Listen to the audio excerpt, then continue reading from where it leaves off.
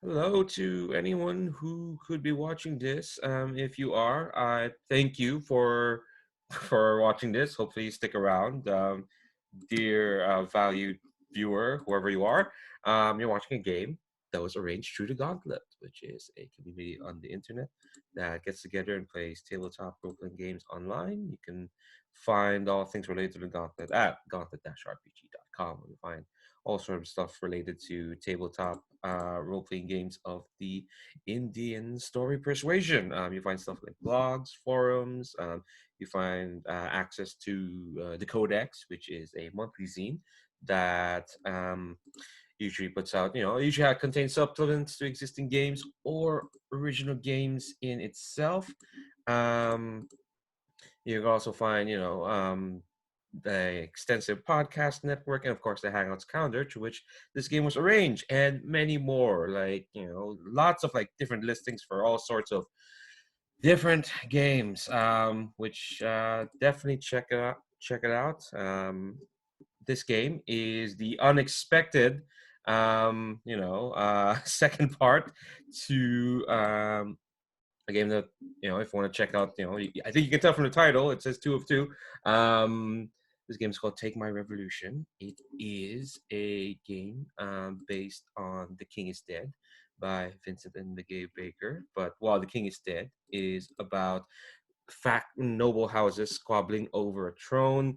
We are playing elusive, mysterious, beautiful but powerful students in a strange, fantastical boarding school, fighting each other through mysterious, incredibly metaphorical dreams and tools, um, to gain our own revolution, and rewrite the world through our lens, so to speak.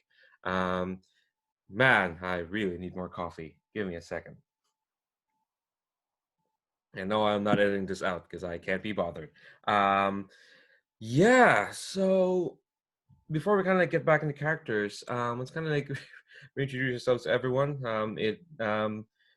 Anyone who's watching this, you probably just jumped in from the second video, but for ourselves, it's been a week or two since we last played together. So let's just reintroduce ourselves. Let's just start with like just players first. We'll get to characters in a moment. So just introduce yourself, pronouns, and any cool thing you want to shout out in the internet, whether it's something you're involved or just something you think people should know more about. Um, so I guess I should do that because I'm starting first. Hi, hello, my name's Leandro. I use he him pronouns. Um, I'm gonna use my facilitator's privilege to come up with a thing to plug later. Will come back around to me. Ha. Let's go by the order of the character keeper. And start with Lara. Would you kindly introduce yourself? Yeah. Hi, I'm Laura. My pronouns are she, her. Um, I can't say that anything's really coming to mind right now. It's a little early where I'm at. So uh, I'll think on it. It's not a complete requirement. Don't worry if there's nothing to plug. It's fine. We are on like different extremes of different time zones, so it's perfectly fine. All right. I'll move on from yourself to Maria. Would you kindly introduce yourself? Hi, I'm Maria. I use she, her pronouns. I guess thing I can think about is the Off the Table series of Good Society that Leandra and I are both in on Thursdays at some point. Uh, yes, that's a thing. You can find it. There's a link somewhere. Yeah, I will put a link down below for those who want to check out. Yeah, Good Society with mask identities. Oh God, it's so much. Can you believe we managed to set up two love triangles where each love triangle consists of two people? It's ridiculous. Like your classic Clark Kent, Lois Lane, Superman love triangle. We have two of those. I don't know how that happened. Um, but if you can figure it out, you should check out Off the Table. I'm just saying. And last but not least, Jamie, would you kindly introduce yourself? Yeah. So my name is Jamie. They, them pronouns, please. In terms to plug, so when I make games, a lot of people ask me where I get my pictures from. I get them for free from unsplash.com. And I just do a trick where I just layer them on top of each other just so that they look interesting, but it's all free and you can get that. It's really good stock photography. I highly recommend it. You might have asked what program you're using to like. Oh, yeah, I'm using Affinity Publisher, but before I started using it, before I started laying the photos, I was just using LibreOffice Writer and swearing the whole time. So just going like, come on, work. Anyway, I highly recommend Affinity Publisher, and it's a lot cheaper, and it goes on sale pretty often, so you can just wait for a sale. Yeah, I think it might currently be on sale right now. It's kind of like just to help people out for the moment. If I remember correctly, it's half off what it usually is. Or I think it's yeah. I think there's a trial period that's like 3 months, and it's 50% off right now. So if And it's you really good. oh yeah, if you've checked out like Jamie's games, and they're like really nicely laid out, and they look really quite nice. And if you want to like, all right, I think I can do this, but at least you can get the program that Jamie uses. So maybe link up below to check that out. All right, so oh yes, before we got like probably back into the game, I do want to talk about safety tools that we're using for this game. Remind folks to look at the lines and veils tab where you have our lines and veils. Lines are things that won't be crossed, which won't show up in fiction at all. Veils are things that can happen in fiction, but we're not gonna like concentrate on it. Like it happens off screen, or we're not gonna linger on it. Gets like a sentence or two, and that's about it. We're also using script change for this game. Basically, script change is a bunch of commands um, that help us, like modulate the play that we're having, so that folks can ensure that we're sticking to like a safe and comfortable environment for us to play in. The commands I will kind of point out is they're basically it's like a commands on a remote, like the one I'm holding right now. So I just figured the remote was right here. It was amazing. So there's like three that I do want to call out. There's rewind. Basically, when you call for rewind, you back up to a specific point in the scene and do the scene over again, avoiding whatever issue led to the rewind and trying a different way. It could be any issue, like could be like a name or a certain tone of the scene, or even just like maybe the entire scene itself. And you don't have to explain why. You can just call for rewind. Might ask some questions on what the issue, what is being rewound on, but we'll go back and try something else.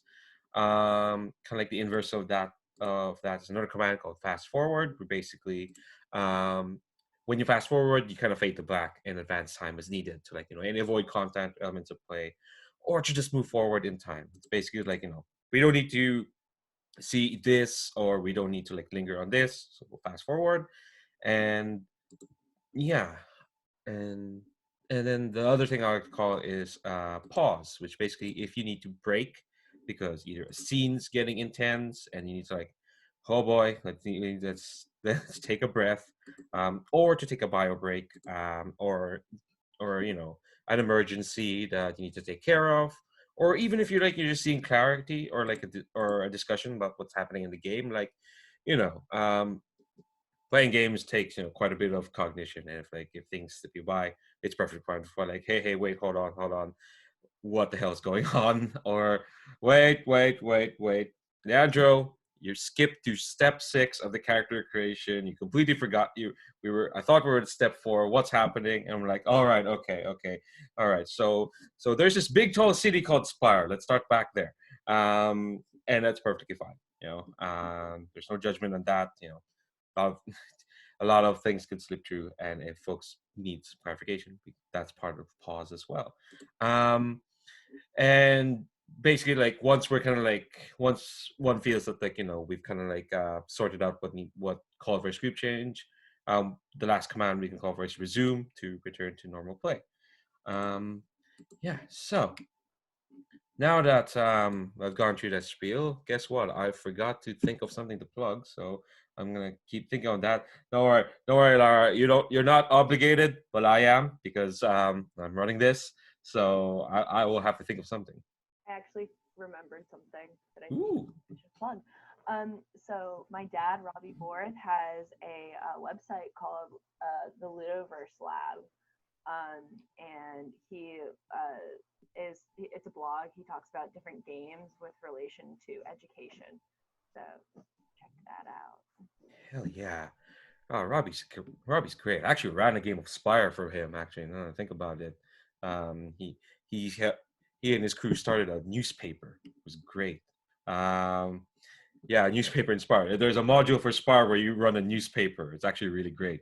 They managed to take down a scientific journal in their first, like, their first issue.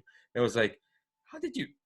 Okay, all right, you rolled dice really well, I guess. Wow. And I thought making up gossip about the Surgeon General was going to bite you in the ass, but turns out no, the public love it.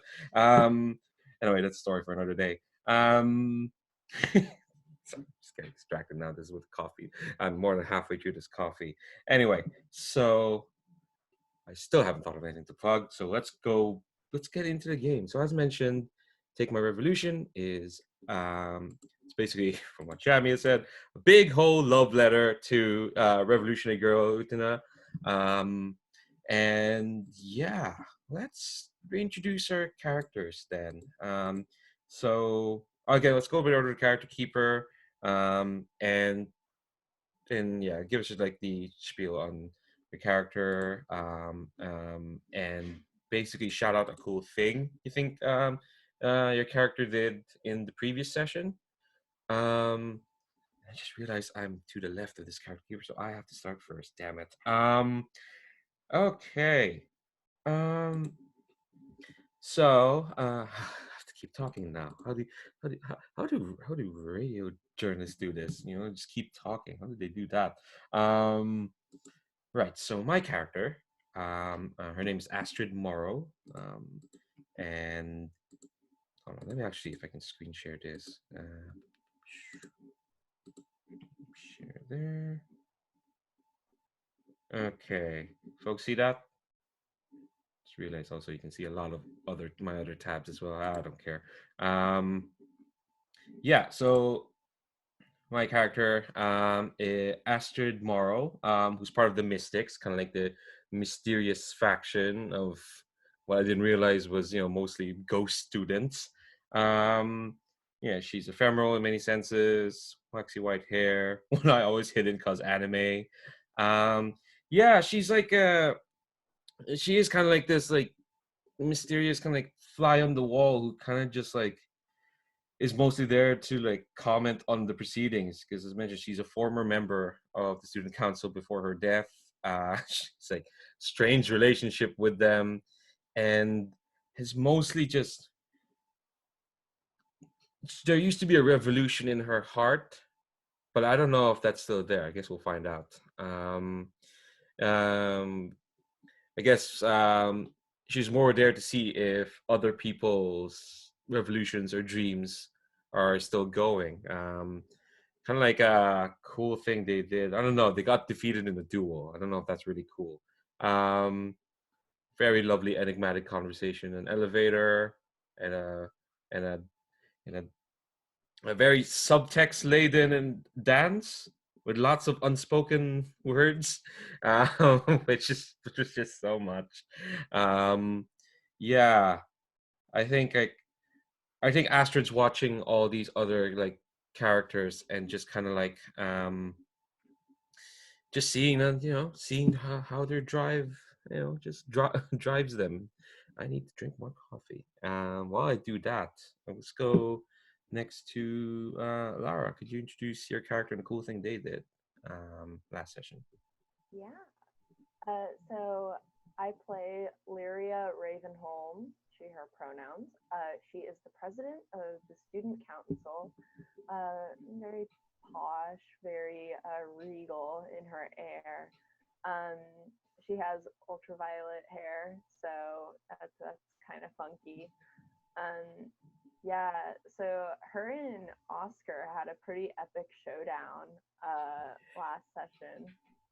That was very exciting. And she and Astrid had some kind of tense conversation. Um, yeah, I'm looking forward to interacting with Katell this session. So. Hell yeah. Really looking forward to that. Actually, given what the what Katell was doing last time we saw her. Speaking of Katell, Maria, would you tell us more about her? Yeah, so I'm playing Katell. She's a she, her pronouns. She's part of the faction of the Nobodies, so not as special as the Mystics or the Student Council, but she kind of still, she, I think her current revolution is that she kind of maybe wants to take down the Student Council because they did some terrible things to another Nobody, or at least that's what I remember. Yeah, she sort of fades into the background mostly. She wears like a lot of gray except for her shoes, which are bright dark red. And the last thing, like a cool thing from last session was she, uh, well, she there was a weird thing with Oscar at the dance where they were sort of like creepy. And so she started walking around with her eyes shut and she walked into an elevator and had this conversation with Astrid. Yes, names. And then there was a duel and she totally defeated Astrid. But I got very excited about the duel. But yeah, so it'll be interesting to see now that she's sort of like solidified what she has as a goal, what happens. Hell yeah. Really looking forward to seeing what she does now that she's emboldened.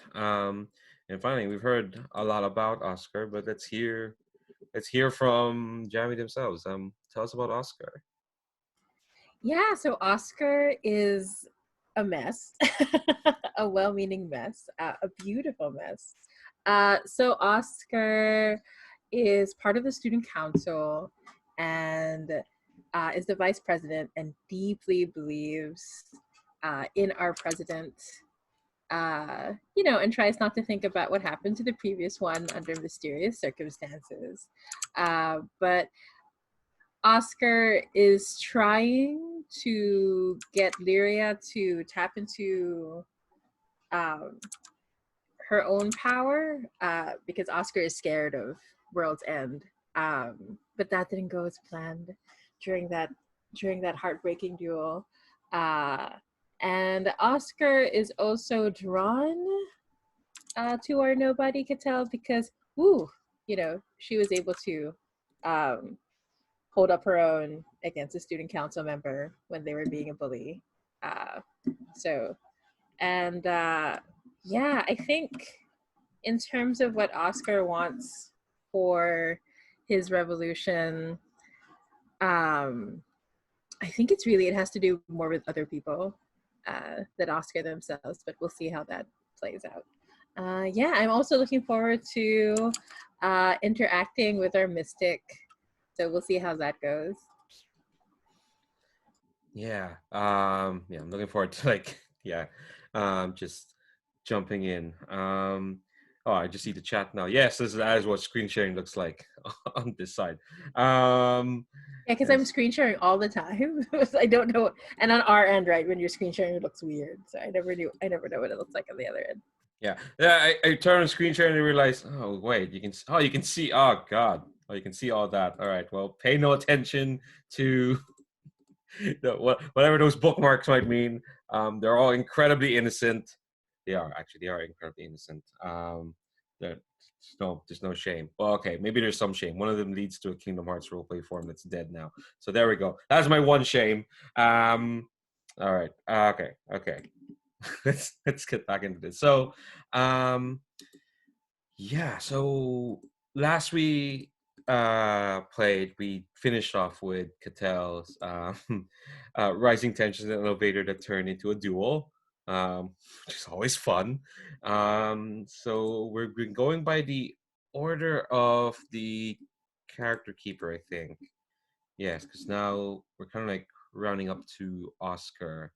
I would remind folks that in between, if you're not in the middle of like playing a game, because for anyone who doesn't know, Take My Revolution, like a lot of games based on the game Mobile Frame Zero Firebrands. It's a bunch of mini games that's played between either two or more people. If you're not in the middle of playing one, have a look at the Dreams and Revelations game, which is page 10, and just like because your character is not like sitting around moping unless there's an option in this game to sit around and mope, in which case go ahead. But they are doing something whilst others are like engaging with other people. So um so I'll turn to yourself, Oscar. Is there any game you're looking to play, and with whom? Yeah, I was looking at a conversation over food, actually. I don't think we got to play that last time. Mm-hmm. And I think it kind of makes sense for Oscar to do so. I think, yeah, I think if I'm going to choose one person to do that with, yeah, let's go ahead and see what it's like with Astrid and Oscar, and how quickly that can get really bizarre. So, Okay. ask your chosen partner how you two came to be eating together. I honestly think Oscar invited you to their home, which is on campus, which is ridiculous. It's very mansion-like, over the top, like full-on Versailles vibes, and not aspiring Singaporean Versailles vibes, like like full-on over the top. People will eat cake Versailles vibes.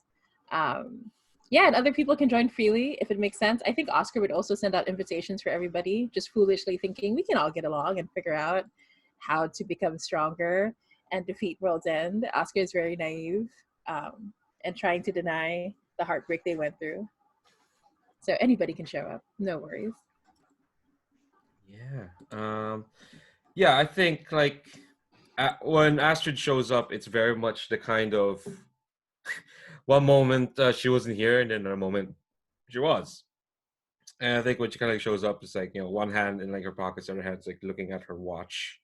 Um, what's the kind of what's the food like? What's the spread that Oscar is out prepared? Oh, yeah, it's kind of like full on Be Our Guest from like Beauty and the Beast. It's like this huge table, just layers and layers of stuff. The invitation was for afternoon tea, but it looks ridiculous. Like there are just all these layers of cakes and sandwiches, and there are 16 different teas, each with their own tea set. So it's really over the top.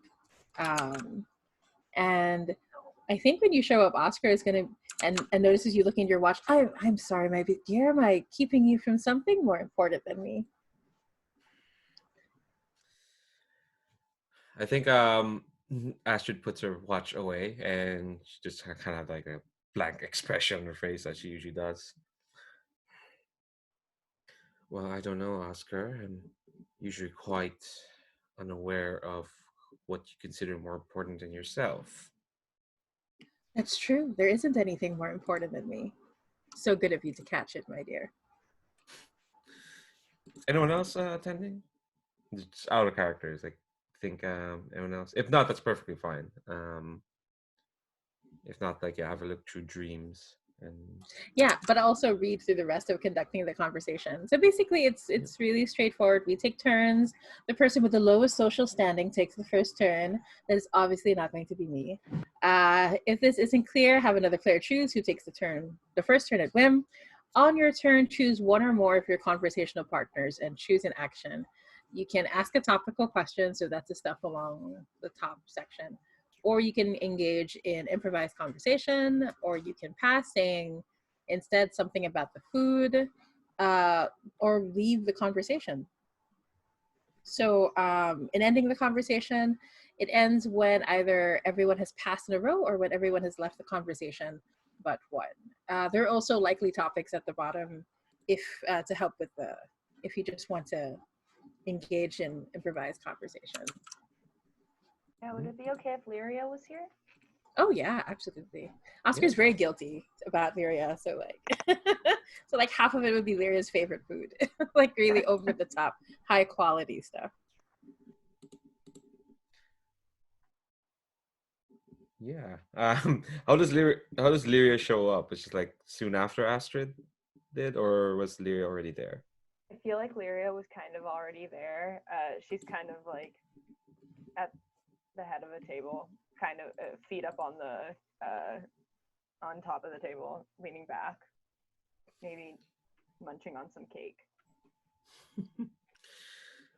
God, I shouldn't have cake. It's way too early in the morning. Um, that goes for the two of you as well. On that side of the Atlantic. Um, yeah. I guess Astrid would have the lowest social standing out of the three of us. Um, that would make sense. Um, I think she will kind of like very deliberately sit to Lyria's right. Um, not even waiting for like Oscar to like offer to like just sit here. No, Astrid is just kind of like casually, um, very like deliberately, just drag a chair, um, open, sit down, and sit forward, and just kind of like very mechanically just grab a teapot and just start pouring, and just very like casually say, just in the general sense of the other two, that so what's this I hear about disagreements within the student council? I think like Oscar will pointedly not look at Leeria and say disagreements. Wow, we're all very fiery, spirited, passionate youth. It can't be helped from time to time. Less disagreements, more intense conversation, if you will. That's funny. Intense debate is one thing, but to lead to one locking swords with the other, well, something fiery must have broken out between the student council if it led to that. Oh, but I've heard my own rumors, my dear, about what happened between you and my little gem, Katell. I heard she beat you quite thoroughly. Didn't even break a sweat. Hmm. That's funny. I don't think she made any intimation that she was anyone's gem. And I think like Astrid like pointedly is looking at Oscar. I will say that like if I remember correctly, that duo, the last prompt was that like you fall for me just for a little bit. um so like before Astrid was kind of like lazy, like just pouring tea, not really paying attention. When you mentioned Cattell, like eyes immediately on you. Oh, I see. Have you claimed her for yourself then? Leeria quirks an eyebrow. I think like Astrid like kind of like throws a quick look at Lyria, and it's just I don't make it my business to claim many people anymore, Oscar. That behavior, well, that's behind me. Um, sorry, I'm looking at these prompts, these top two questions. All right, I'll throw this to any of the other two. Something gives, actually, yeah, something gives you away to me. What?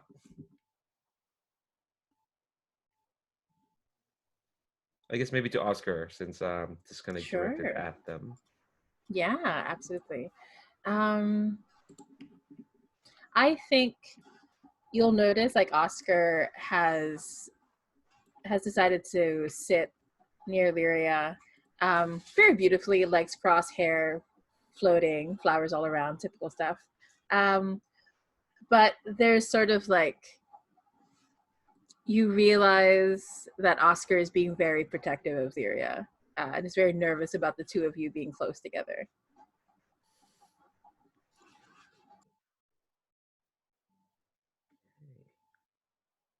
I had the last line. I'll add a detail that like you will during this Astrid will like will reach for like jams or pastries, but you don't see her eat. I think when the camera again like cuts away from her, cuts the other two, it's fine. But when it cuts back to her, suddenly there's like a bite in the pastry. But in the in the camera we don't see her eat. So whenever it cuts back to her, it's like that pastry's half eaten. Nice, nice. I'm going to ask Leeria. Let's see. I need you to reassure me about how you are. I need to know that you're okay, that you've been able to walk away from our duo, but can you? Yeah, I think that Leeria probably has. I think that she's recovered pretty well. I think that she grew stronger from our duel. She realized some things about herself, and I think that she is battling those demons. But I think that she and Oscar are on good footing. What Oscar did was something that Leeria would have done. I think Leeria maybe gets up and from her chair and walks to the other side of the table to get a pastry. She's feeling very claustrophobic with all these people around her.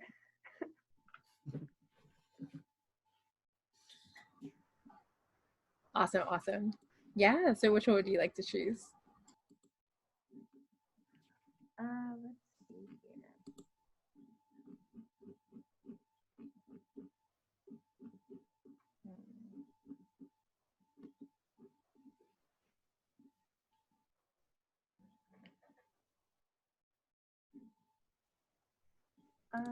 Yeah, okay. Astrid, I'm feeling generous. What favor do you ask of me? Yeah. I think once you kind of come back to the table, I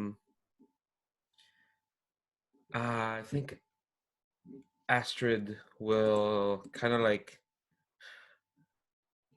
let me think. What would she want from Leeria?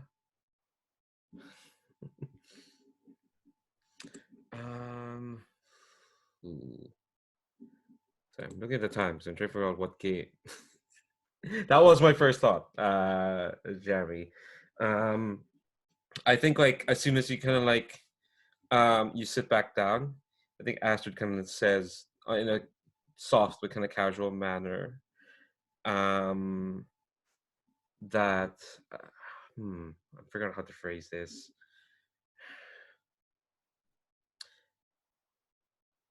I don't recall you losing many duels when I was around, Leeria. No, I don't make it a habit of losing.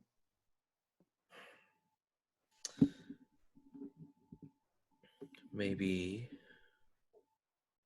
you need to be further sharpened then. There is always room for improvement, Astrid. Just checking. This is not one of those games that can segue straight into a duel because I think multiple people can jump in. That's probably gonna be my next. I think. Yeah, it doesn't say. I think. Yeah, because again, multiple people can join in. Yeah, good point. Yeah. I think like Astrid will like again. She's holding a teacup. This is like the most rarefied she's look. I guess most of the time she's just slouching around, but here she's slowly looking like she's belonging here again.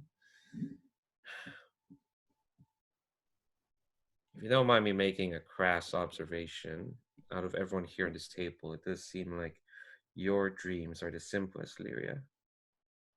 so it shouldn't be hard to fight for them.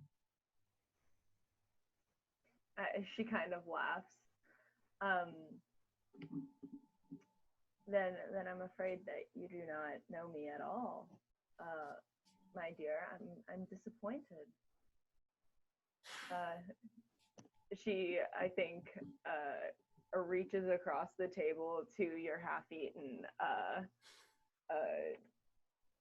I don't remember what you were eating. A scone, maybe. Mm-hmm. And then takes a bite and puts it back. I think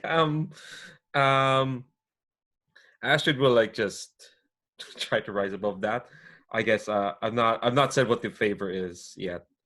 Yeah. I guess like I think she just says, well, if things have changed that much, and why don't you enlighten me? What does Leeria Ravenholm look for these days? I think that she has one of those like really long side glances, and she says, "I'm beginning to realize that power, while great, and it opens doors. It's not much fun when you're there alone. Um, I want to be able to share with people my life, my feelings. That's what I want." And then she quickly takes a long sip of tea and looks away, kind of confused as to why she. I think yeah, that Astrid's like expression kind of like softens a bit, and she kind of like lapses as well to like drinking tea. Although again, you don't see her drink tea as well. You don't. She's just holding the cup, but um, and you see her refilling, but you don't see her drinking. But clearly, she's drank some if she needs to refill. Um, yeah, I think I'll ask one more question, and then probably that's it for me, and then we'll just go another round in this conversation. Um, I think this is directed probably to Oscar or to anyone. As Astrid's kind of like expression like softens a bit. I'm feeling expansive. What do you want to know about me?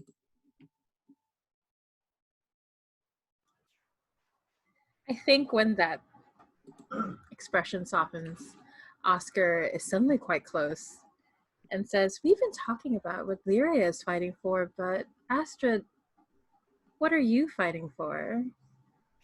What is it that you need to change more than anything?"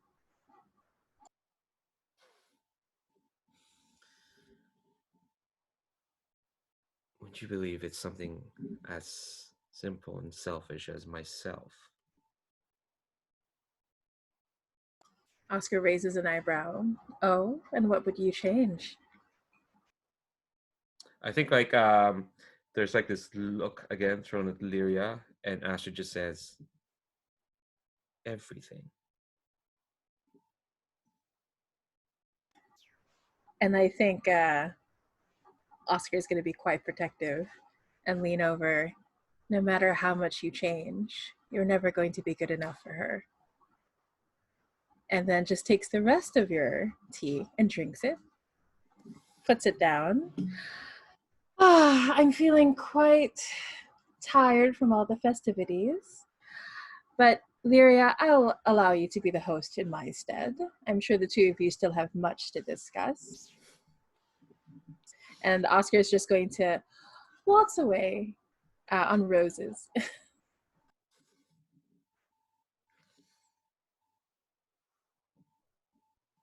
I love the roses.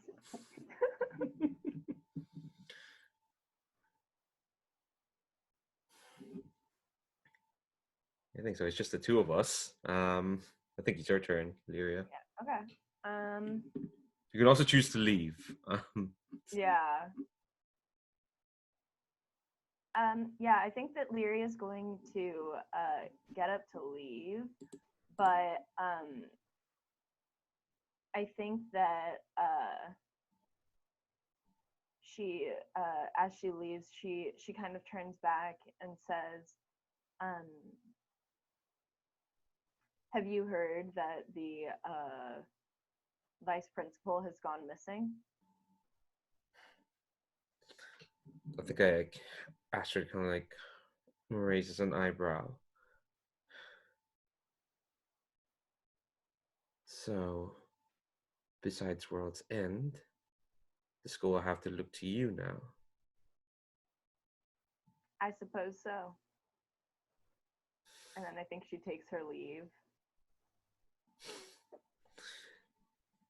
I think we get I think the last shot we get of this conversation is Astrid is gonna reach back into her pocket and look at her pocket watch again.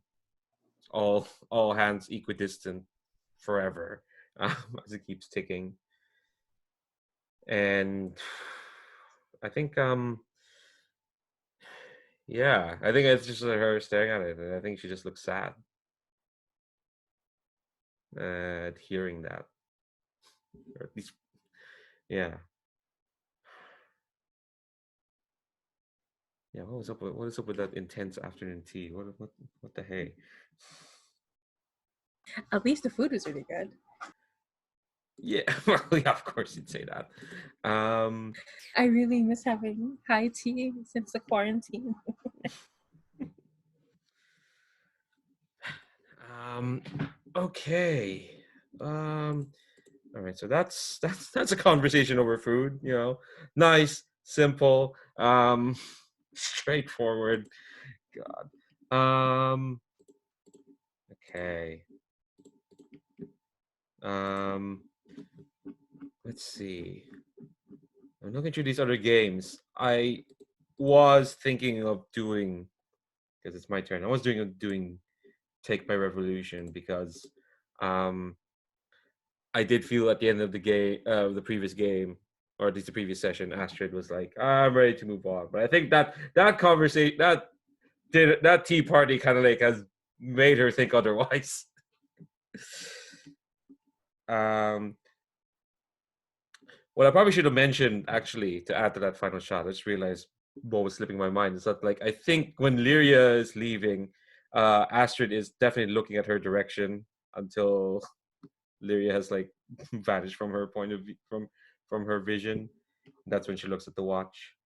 Um, and I think that's kind of like, all right, nah, I this revolution is incredibly selfish, but I have to do this because I can't be doing this anymore. Um, so yeah, I guess I won't Take My Revolution. I'll have to play another game. Um, Amazing. yeah. Uh,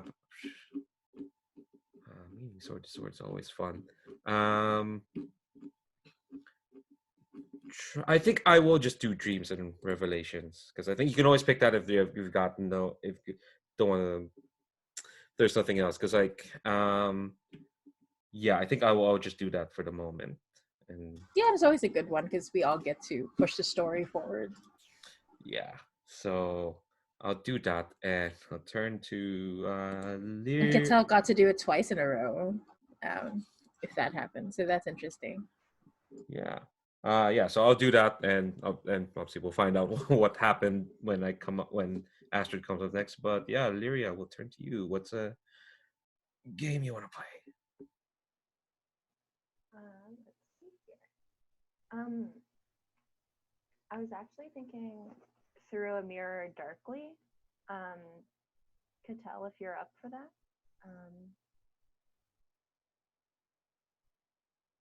Oh, it does say that, like, actually, I don't know if in the updated version it's different, but it does say only characters who have played Take My Revolution. And Yeah, but it's okay. I think I feel like saying the game designer is here. But I have been getting requests to make it so that anybody can play it at any time. So I'm willing to quotation mark play test that now. So I have no problems with that game. Sure. Yeah, it could be a way to like have this sad connection between between characters. Yeah. I was looking for my mute button and I couldn't find it. It's like, But yeah. Okay, how do we play this? Okay. So choose a partner. Describe how you find them at the most vulnerable state when they doubt themselves the most. What do you notice about each other? What have you heard? So in terms of like details about the location and circumstances, I was kind of thinking a more surreal setting. Maybe like we have this like psychic connection in a dream or something, and we just like, see each other in this kind of like weird space. Yeah. And I think while you guys were doing your pastry party, I think Katell I was playing Dreams and Revelations, and I think I was doing the one where I was interacting with more of the nobodies and starting to convince them to make a move against one of the factions. And I think that like maybe because of that, I might be dreaming about something like that, which is why I'm vulnerable. Okay. It's like doubting whether or not anyone will follow me in this move against the student council. Yeah. Now I think Leeria has just been kind of in a roller coaster of emotional issues during this game. So I think that she's just kind of constantly vulnerable. But yeah, she's feeling a little alone, a little raw. But yeah, I think in this, I think what Katell notices about her is that in this kind of dream space, she's kind of got this like there's this kind of indentation in her body where like over her heart. But that kind of hole is slowly being filled with like flower petals. Interesting.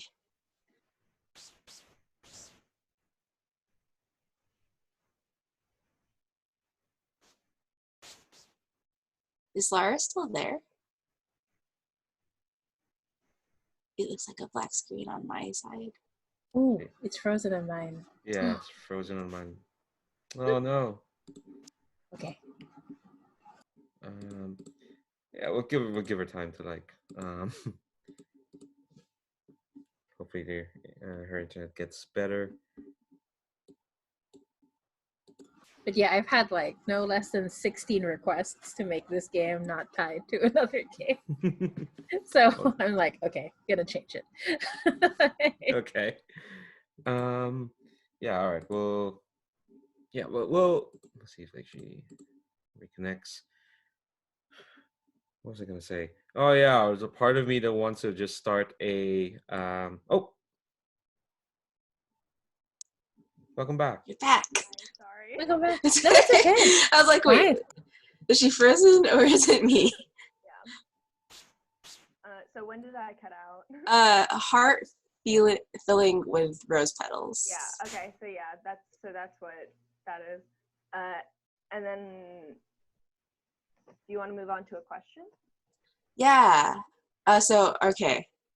Are we gonna decide like I don't since we're separating this from the other game, is one of us shadowed or should I just or maybe the most vulnerable design on the fly, mm-hmm. or maybe the most vulnerable character goes first? That sounds like Leeria is more vulnerable. Yeah, that sounds good. Okay. So, how are you like me, and why do you deny it?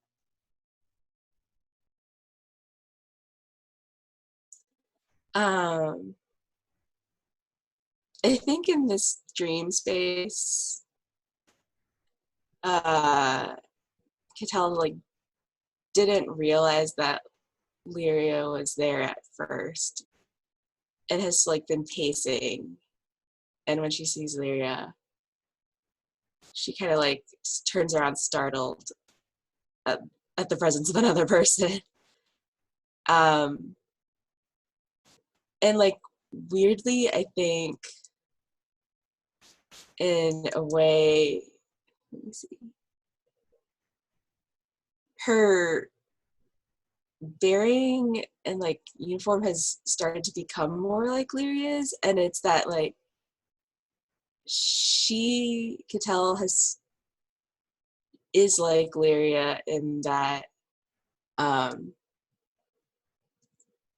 I think she's starting to see herself as like a leader of the nobodies, sort of like she wants some power.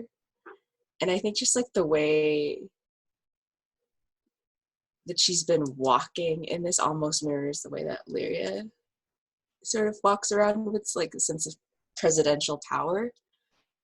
And of course, she won't say anything about it. So she like slouches as soon as she sees as soon as she sees you, and is of course trying to deny it because she's a nobody. We don't do stuff like that.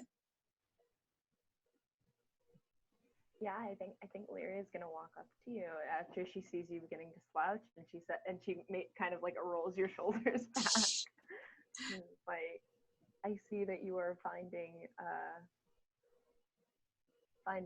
your inner power. And Katell just like shakes, kind of like tries to like shake off the memory of Leeria's touch, and is like, no, I don't know what you mean. This is a dream. Oh, my dear, life is a dream. Well, maybe for some of us. For others, life is more like, well, they have a word for dreams that aren't the best. She laughs, and then she looks at you and says, "It looks like you're turning your life into a dream, though." Well, I don't know what that would mean. I think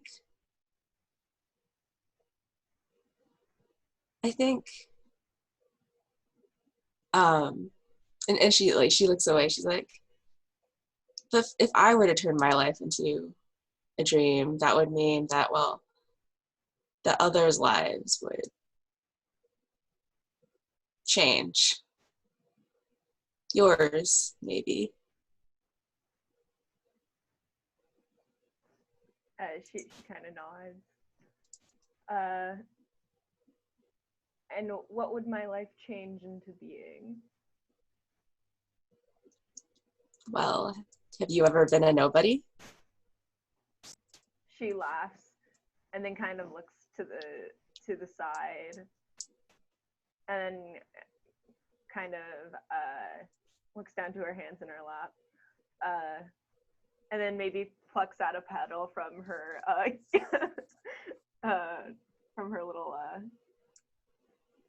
hole, and she says, "No, I can't say that I have ever been a nobody," and then kind of flicks the petal away. And Katell also laughs. She's like, maybe you would enjoy it. It's not so lonely knowing you're one of many shadows. She looks to Katell. Perhaps. Do you enjoy being a nobody?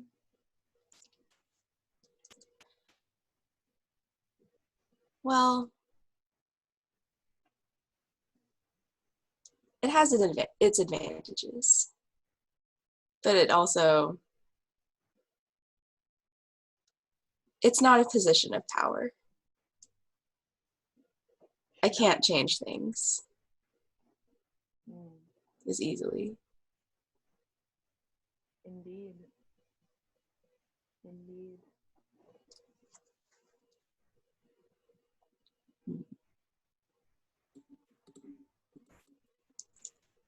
So I probably ask a question.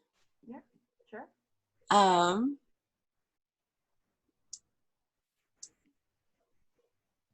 Each of you gets asked 2 questions. okay.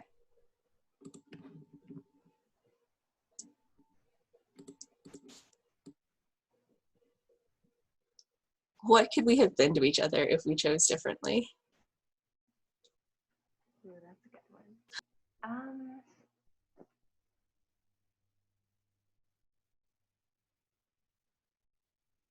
I don't know. I feel like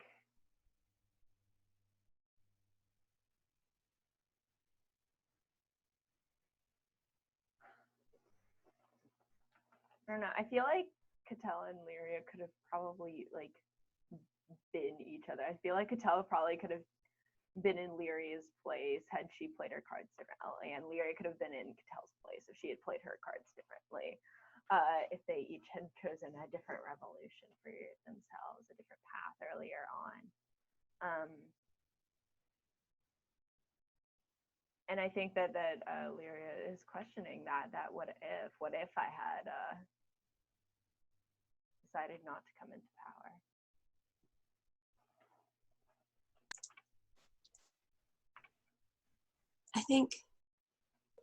I think Katell will like reach out and like grab Lyria's hand and kind of like, since it's a dream,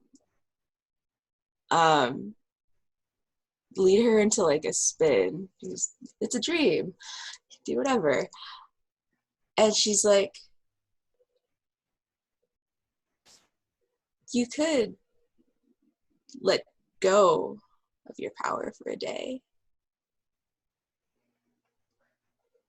Let go of your power for a day and it all goes away, my dear. I But don't know if I'm ready. how will you ever know if you're ready if you don't try? I could ask you the same question. Are you ready to try?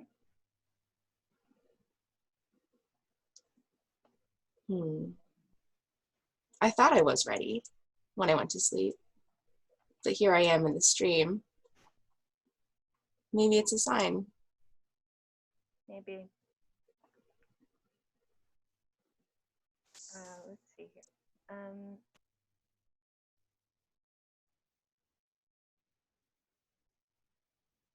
I think I silently mouthed a message to you through the mirror. What do I tell you?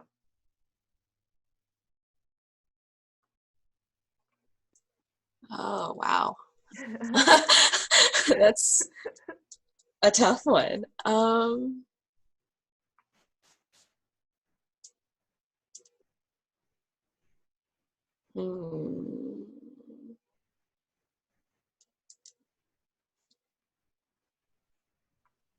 The one I think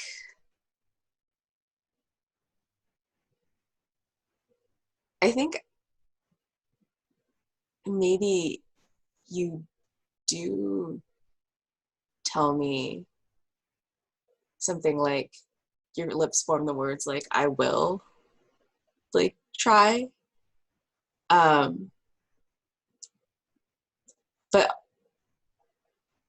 maybe your lips also form the words but Oscar. If that's okay with you. That's good. That's good. No, I love it. I love it.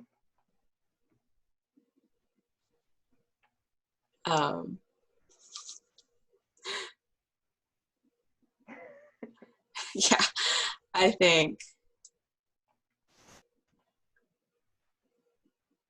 And I think I shrug, and Katell says something like,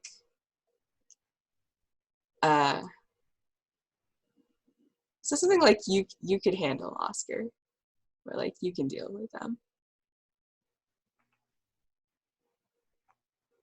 I think Leeria laughs. No one can deal with Oscar. Yeah, but if any of us, you know her the best. Leeria nods her head.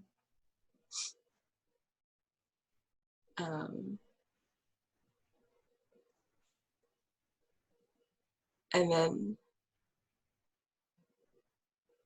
I think I'll ask,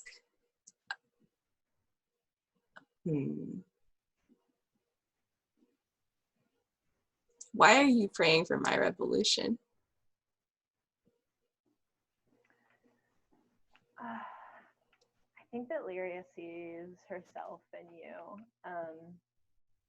And I mean, part of her does want things to change. Part of her does want things to be shaken up. I mean,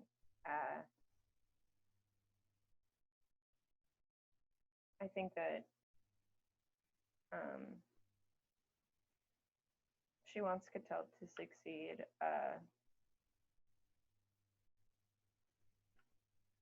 For change. I mean, it's good. Yeah.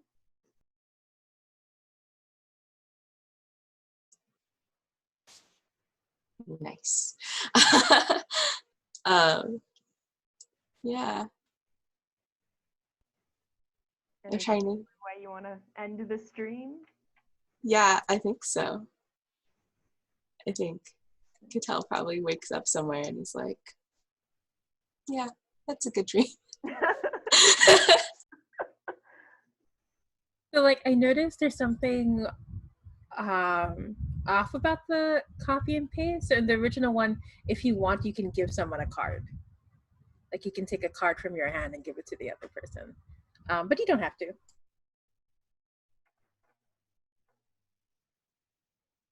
Oh yeah.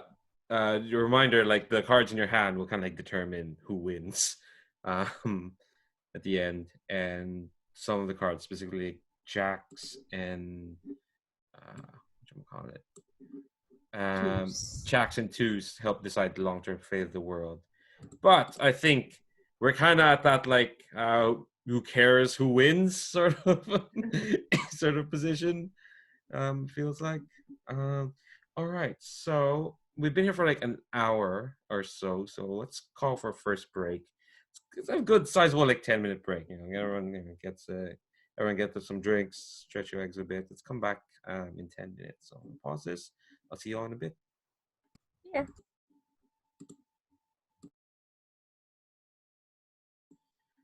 All right. I'm going to resist from making that joke that I've made far too many times in the past 2 weeks. And let's just keep going. All right. Katell, it's your turn to pick a game. Oh no, I have too much power.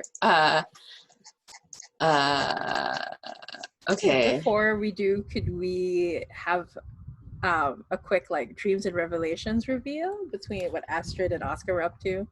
Yes. Yeah. I'm like putting too much playtest into this because I wanted to experiment with like just putting in a montage in between, so we know what the other characters were up to. Yeah, no, it's perfectly fine. Like, if I mean you're the designer, and I don't mind. Like, if you're like, oh wait, here's a thing we could do. Oh no, and now I'm imagining Leandre's a guinea pig, and it's perfect. It's like the perfect anime. Anyway. I mean, how many games of yours have I been in at this point that are technically in playtest? Yeah. Do you want to go first, or should I go first in terms of what dreams? Mine is very. I do have something. If you still need to think about it, I have something as well, but you can go first. Sure.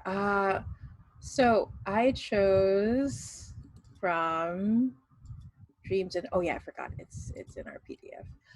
From Dreams and Revelations. You've been calling in favors and promises, and you've cajoled, convinced, or forced faculty to do as you ask. And I think what this looks like is we see Oscar after he leaves from the tea party. He enters into an elevator, and it goes down towards the basement. It takes a long time. And when he comes out, his face is very different. There are no more flowers, no more sparkles in this moment. And he just walks down this long, dark corridor, opens a door at the end of it. And you hear Oscar say in a very soft voice, "So, Vice Principal, have you had a chance to think about my offer?"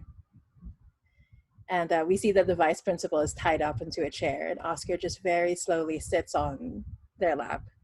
we have much to discuss, I think, as Oscar starts to pull down the gag from their mouth. And that's it. That's all. Thanks for the detail. Very slowly sits on their lap. Um, great, great attention to detail. Meanwhile, Astrid has um, not been doing anything as expansive as that. Instead, she's been spending time in what remains of her former life. And I think what kind of this looks like is, again, we get this like weird montage, as like we each get like in this montage. There's like an establishing shot of Astrid in a place, either on next to like a fountain on in the front of the school, or that rooftop like weird observatory where she can see perfect replica of the school hanging upside down, um, or just like a classroom, which looks like a very normal anime classroom. And of course, yeah, she probably has had a window seat. Um, of course. And yeah, we each get a shot of like current Astrid, and then whenever like there's like a snapping shot of her being there, it just like very jarringly cuts to like you know her in like in it was very clearly student council uniform. I think we described that last time. Yeah, some orangey color, I think is what I said. I don't know, it's been a while. um and it's her like interacting with people, her holding court, so to speak. Her kind of like telling people a bunch of things. And I think we kind of get the sense that like Astrid used to like talk a lot for the council. um Used to like try to sway people to be the council's what do to see how the council sees things.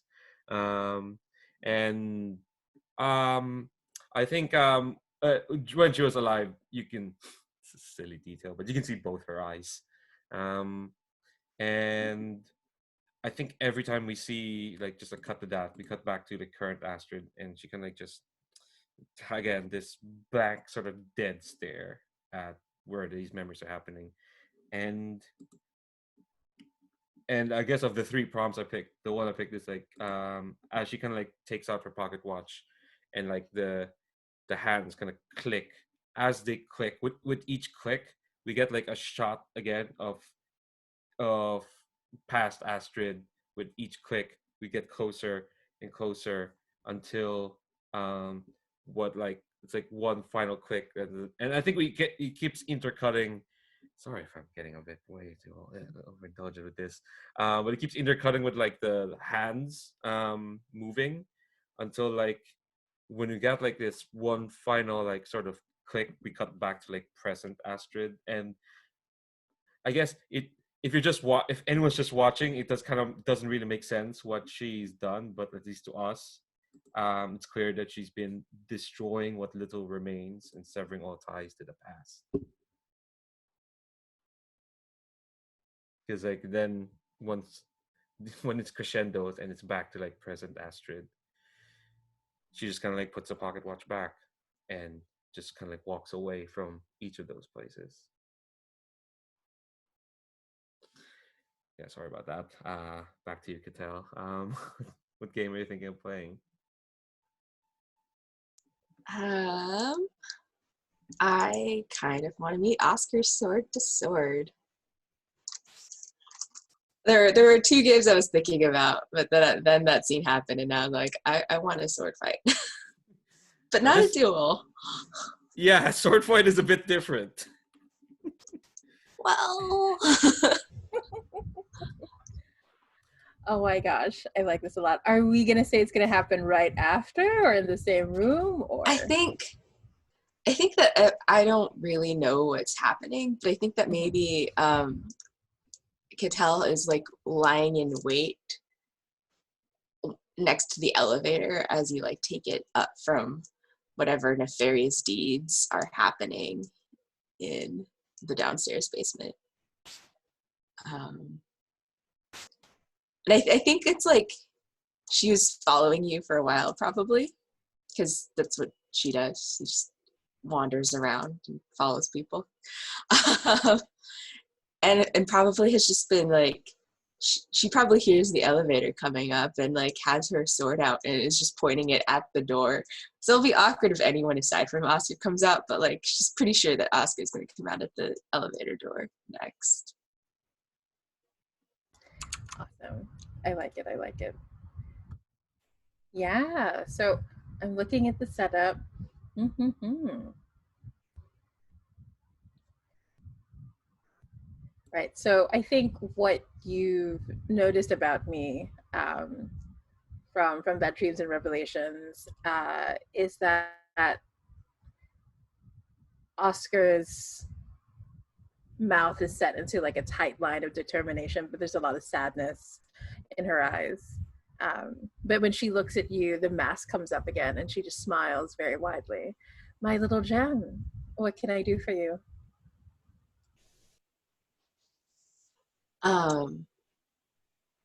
And just to clarify, because it's been a while, what is Oscar's dream again, or their evolution is to support? I think, yeah, to support Leeria for sure, to really help her reclaim her power, protect her from World's End. But also, like, in general, just to protect all of the students, because Oscar is concerned about the plans World's End has for the school. Okay. Yeah, and I think Katell doesn't have that much, like, she doesn't think past the students really into the politics of World's End or the student council, except that she knows that she doesn't want to be under the heel of the student council anymore. And she just says something like, I think she just like looks at Oscar and her eyes are like open and wide, and she just says, "What have you been up to in the basement?" Well, I've been pining away for you, of course. You haven't been anywhere near where I could find you. I'm so glad that you sought me out. Well, I try to avoid people who claim me as their own. But in this case, I felt like I needed to find someone who seems important to many people. Oh, little old me. You know you're not little or old. Wow. I can't help it if people fall in love with me. I'm sure it'll happen for you very soon. I don't know if love is what will happen. You just seem to figure very largely in people's dreams. What a strange coincidence. There just must be something about me. Now, will you fight me, or will you just stand there talking while I have my sword at your throat? Oh, I thought this was foreplay. But if it's a fight you want, then, my dear, I shall give it to you, of course. Well, at this school, they seem to train us to do our best talking with our blades. And I think at this point you realize that Oscar had already taken his sword out this whole time, but was just being very subtle about it. Which of us is better with the sword? Hard to say, but I think just based on the last duels, I'd have to say it's you though. And plus you caught Oscar, like, coming out of the elevator, so it's totally fine. All right. So I will ask a leading question.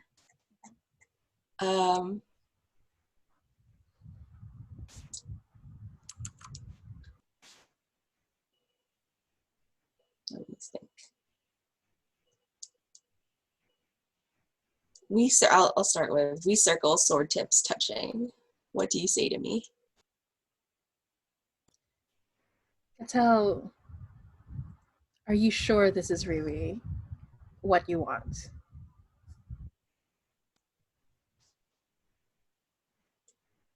I find that people do their best talking, to a shadow at least, when they're focused on fighting me. At least that's what it seems like it's been in the past. People don't hide when they have their swords out. That's true. Our swords will cut away at everything until there's only just the truth. And I think at that, um, hmm, I think we lock swords and your mouth is near my ear. What do you say?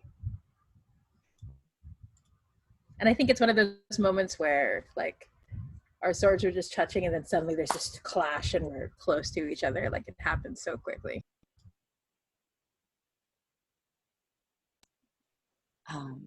Yeah, and Katell is a little shorter, so I think, I don't remember if I'm sure. Am I tall in this game? Oscar's very tall, so it's okay. Okay. Oscar looms beautifully over everybody. So. Oh, I didn't say that she was tall. All right. Anyway, Katell, like, kind of, I think she whispers harshly. I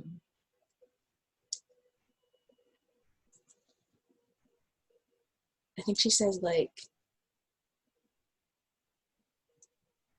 you could just give up your claim to everything. And if I do that, who will protect Leeria and who will protect you? No matter what, I can't let World's End have their way with you. What if we just change everything? You think this is not a game that World's End has played for years and years before we came along? There's nothing that we can do without having to destroy them first.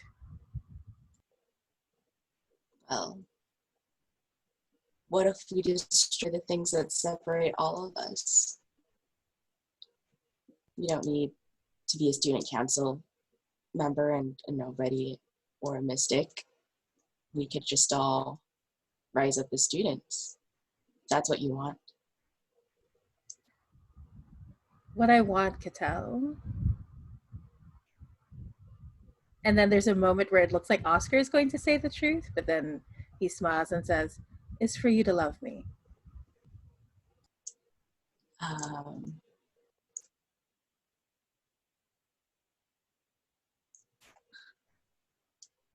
think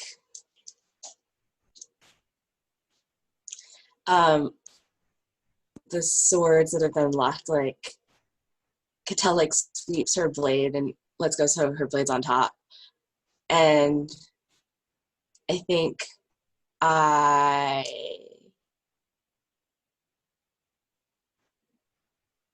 have my swords point to your clavicle. Do you submit or do you twist away to rejoin the fight? And I think I'm just like, in response to, like, you saying that you want me to love you, this is what Katell does instead. Well, my dear, if you wanted my heart, all you had to do was ask. And I think at this point, Oscar just places the sword down into the side and starts to slowly unbutton their top to reveal the chest underneath, so it's right underneath your sword, daring you to keep at it. And on that note, you get to choose the ending if you want to, or you can have another leading question. Oh my gosh.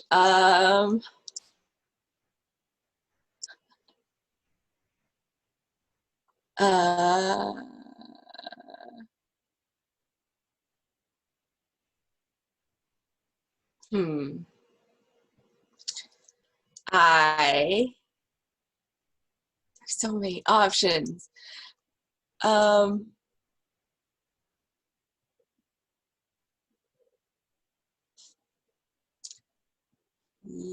yeah, I think I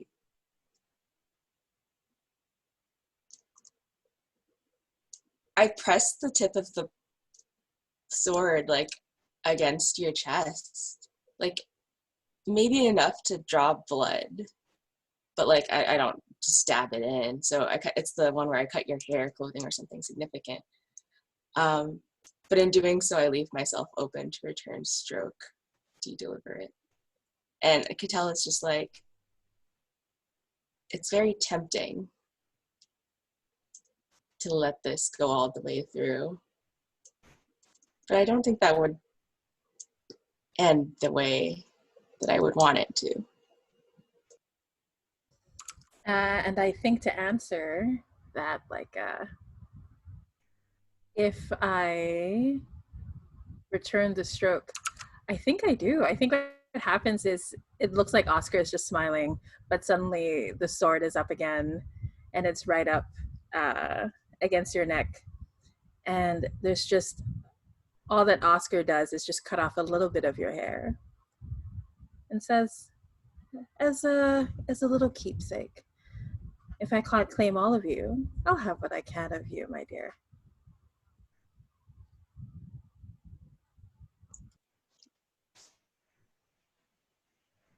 And I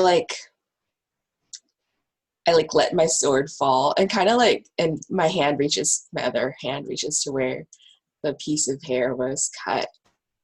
And I kind of like look at you and at the like locks of hair that you've cut, kind of like surprised. And then slowly raise my sword back up again. And I think I just like, why do you play like this? And I think at this moment, Oscar will actually look to the side and look a little serious and say, I play this game, my dear, because I have to do what I can to protect her. And I think it's very clear that Oscar is talking about Leeria. It's just unspoken between the two of you.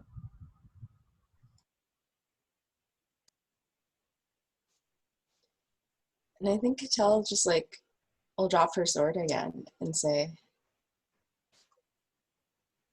if we all just worked together, maybe she wouldn't need protection.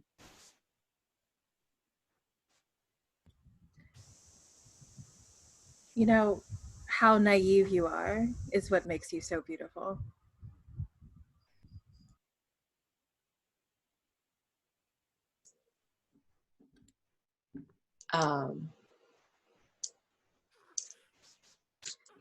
I feel like Katell just sighs and sheathes her sword and just like walks away shaking her head. Aww.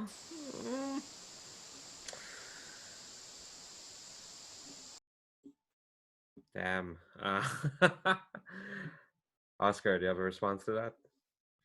I think when that, as Katell's walking away, Oscar will say, but feel free to prove me wrong, little one. I don't think there's anything I can say or do to stand in your way. Is that a segue to a duel with swords and hearts? Do you want to duel?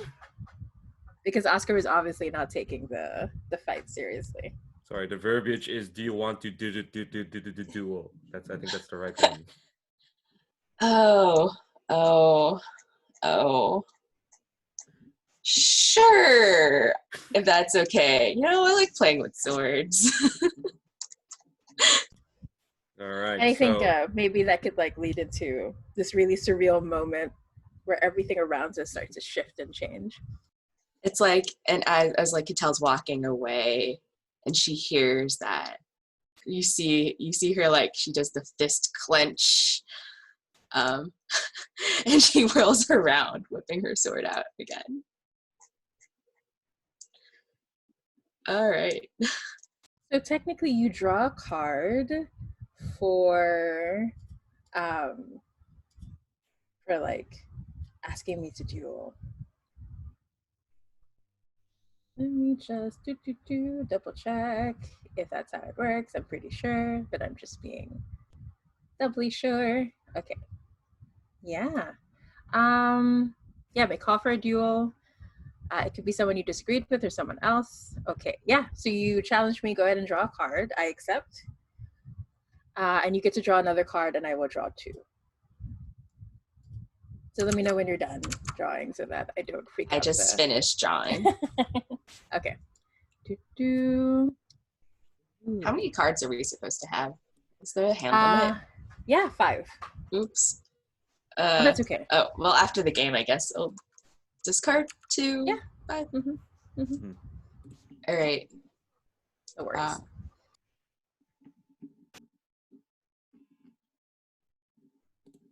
So what does the dueling arena look like? I guess establish the following. What is the same about entering the dueling arena? Yeah, and I can't help but wonder if, like, as you were walking away, this elevator suddenly shows up in front of you, right? And then when I step backwards, I step back into an elevator, and then we're pulled into this new arena.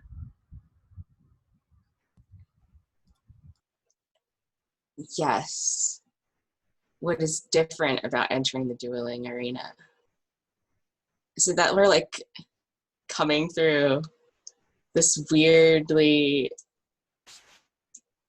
duplicated elevator that like, there's not just one elevator, there's 2 now, apparently.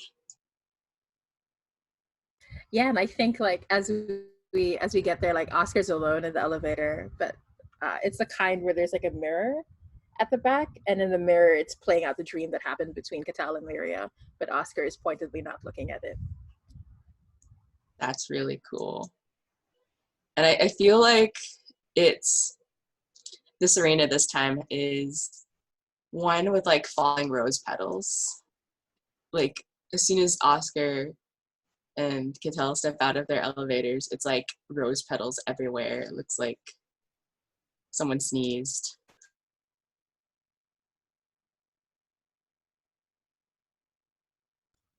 I love it. Yeah, absolutely. Yeah, and then so Oscar steps out of the elevator and says, I see the revolution couldn't help but call out to you. Let's see what we'll make of it. Yeah. And I mean, I don't think Katell says anything back. I think her face is just like set in this determination where it's like, someone has to take me seriously at some point, right? I'll just have to do this one at a time with everyone. So, what strange dreamlike objects are found in the arena? Like you talked about the flowers. What do they symbolize?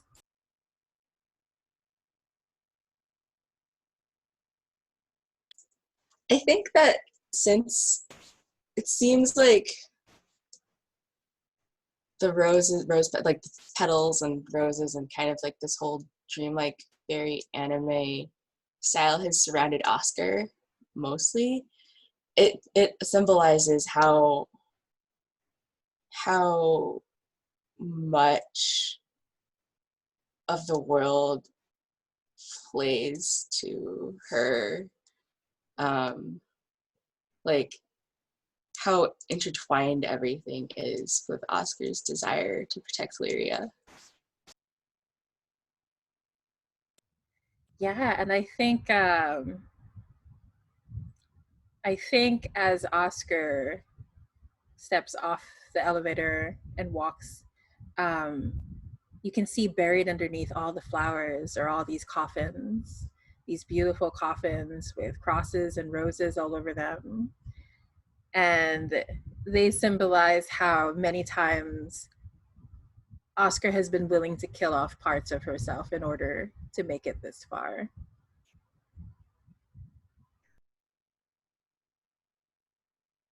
Wow. That's so good. I've read a lot of like Utena like symbolism essays, so it really helps. I want there to be a mausoleum. Oh yeah. At the end of the arena as well now. And it's like you look inside and it's one of the ones where you like put the, I don't know if mausoleum is the right word, but it's like where you store like the cremation remains. So it's like a wall with like blocks blocked out. And I want to say that there are like empty ones with like the students' names on them. So good. So good, so good. So yeah, so let's go through our sequence. Yeah. Dun, dun, dun. So there's a song that announces our arrival. What does it sound like? I think for Oscar, it's like a churchly choir. Like the kind that you hear at a funeral. For Katell, it's just it's like nature sounds. Kind of like bird song, wind. It's not very loud, but it's barely there. I love it. Very cool. All right. And do we enter alone or with someone? I think when Oscar enters, there's actually like, you realize that there's a younger girl, and it's a younger Leeria, like when she was very young. And hinting at the fact that Oscar and Leeria met when they were young. And she's the one who walks next to Oscar as they get closer to the center of the arena. I think Katell enters alone. Nice. All right, so there's a sword waiting in my heart. Who releases the sword for me? I think I'm going to change this a little bit and say I'm about to pull out the sword from my heart when this younger Leeria pulls out a sword from her heart instead and hands it to me. That's so cool. And it's this like really beautiful, delicate rapier that's more delicate than what Oscar has shown so far in any of these duels. That's so cool. I think I release my own sword because this is a thing that I'm doing on my own. Okay, and I say something briefly to you before the duel begins. I think I technically said it when I came off the elevator, but is there something you want to say?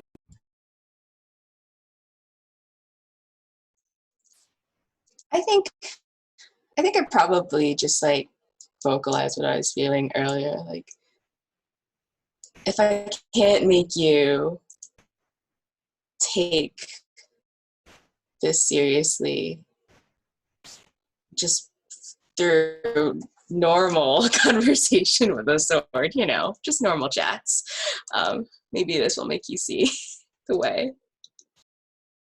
Nice.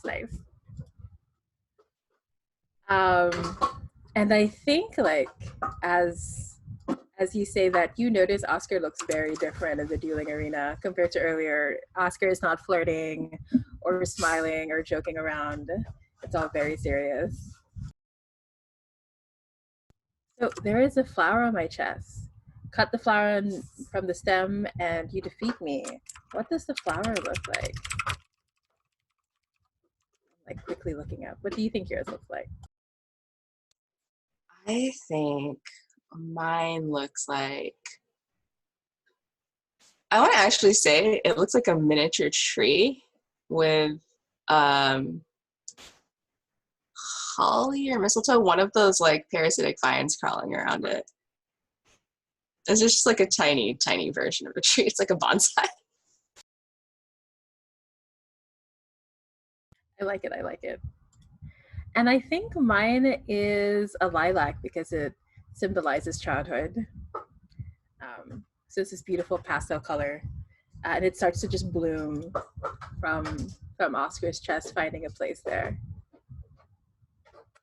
But yeah, okay. And then from there, all right. So challenges and setback time. I will say, because we're getting close to the end game, right?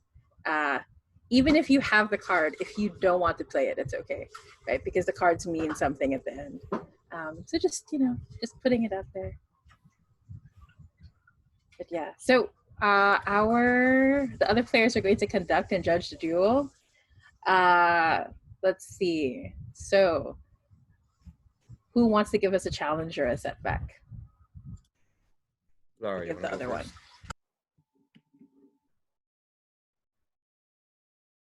Yeah, I'll go first. Okay. So,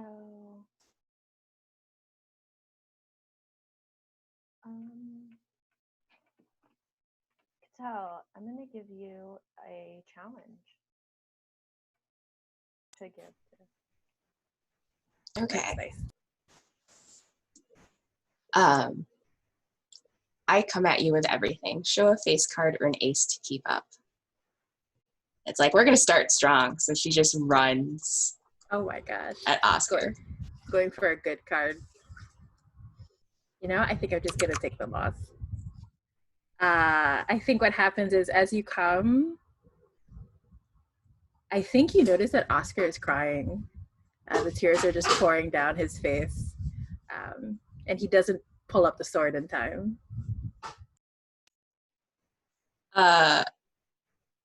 I could tell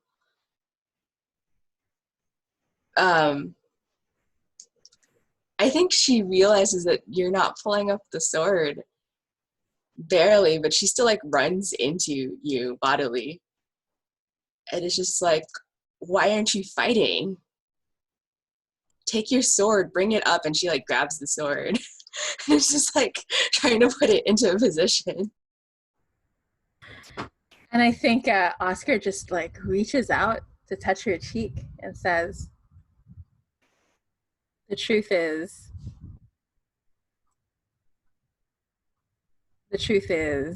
that even if I were to disappear tomorrow, no one will remember me.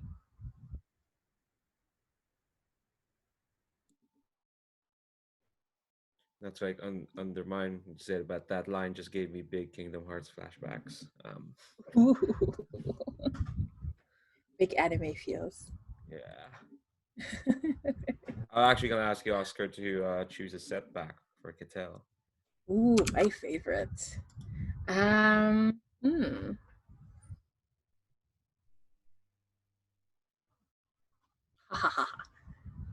There's something about me that's beautiful and inescapable. Show a card that you haven't shown before and tell me how you're falling for me and keep up. You don't have to show a card. You don't have to fall for him. Haven't I just not shown any of these cards before? Because they're in my hand. So you can choose any of them. Okay. I just can't resist that one. I know, it's very good. Oh yeah, she's totally falling for it. Here's a card. I don't remember what the cards mean, so I just picked one at random. And I think Katell is like in futilely like trying to raise Oscar's sword for her, and like it's the thing that's beautiful and inescapable is how deep down inside it looks like how broken Oscar is. And Katell is like, no, you can't say that no one will remember you. Don't you see how much of an impact you've had on this world? And she like waves at like the petals, and like, Leeria will remember you if no one else. No, I'm doing everything I can to make sure she won't.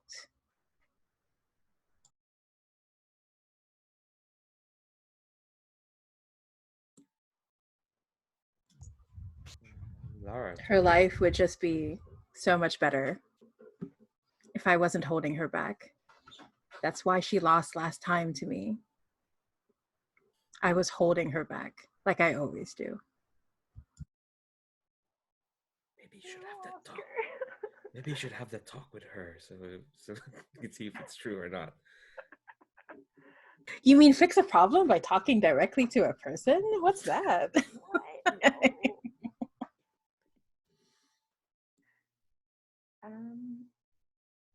Okay.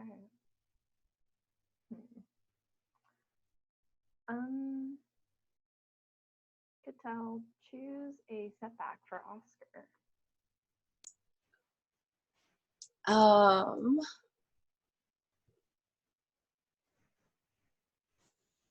um,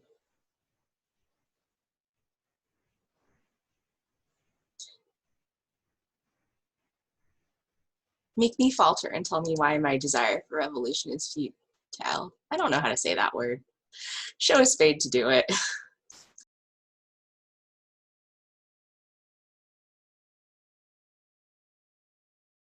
I actually did not have a spade.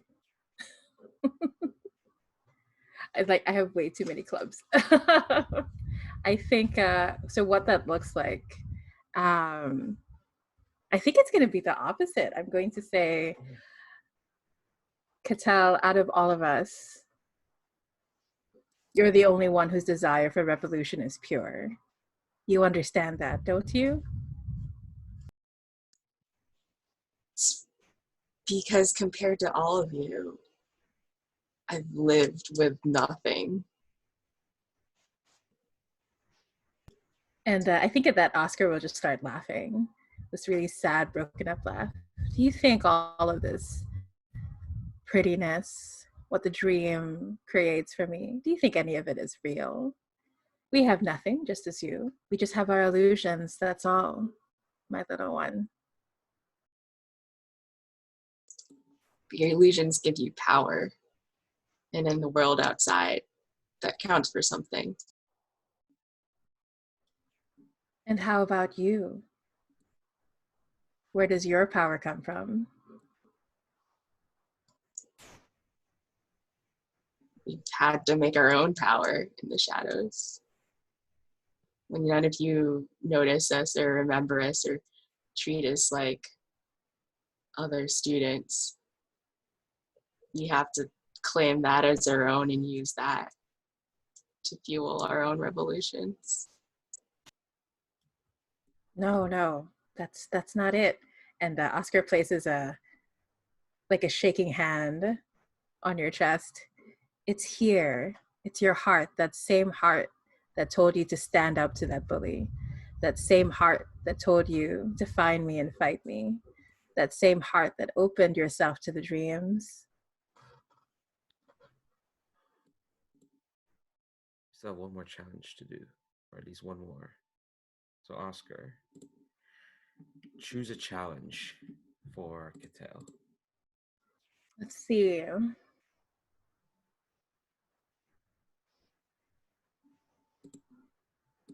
I think at that moment, all of a sudden, my sword barely misses your flower, ruining your clothing. Show a diamond to keep up. Like there's just this flash of the sword coming out, that old Oscar shining through.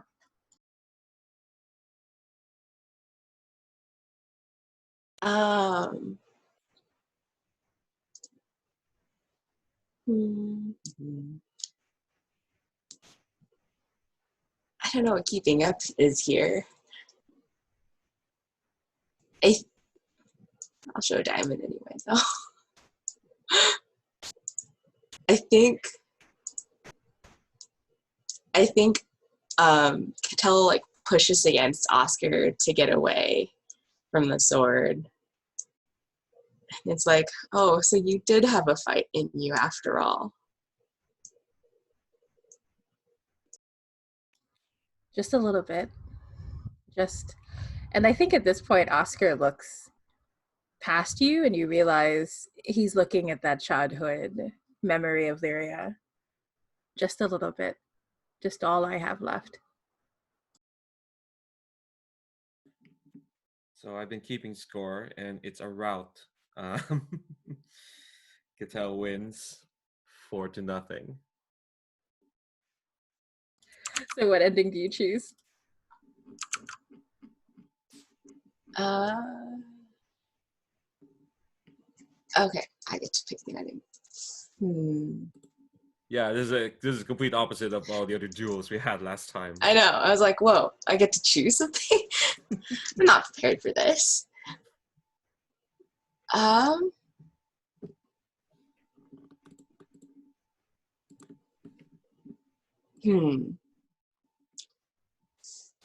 These are all very intriguing options. I think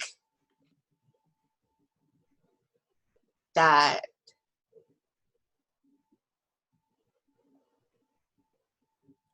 I think what I want is my memories overwhelm me, a miracle occurs, and you accidentally defeat me. I think it's like,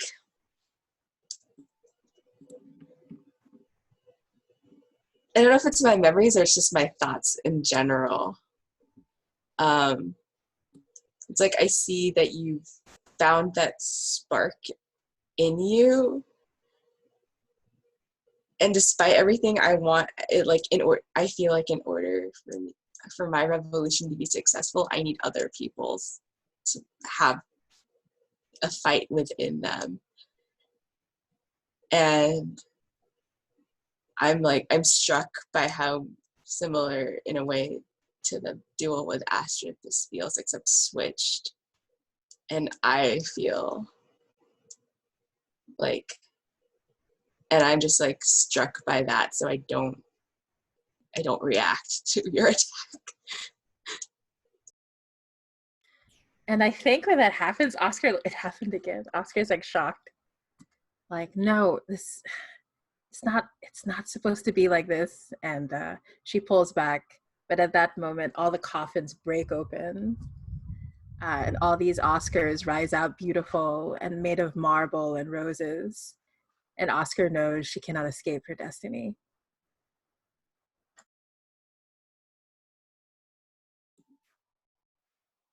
God.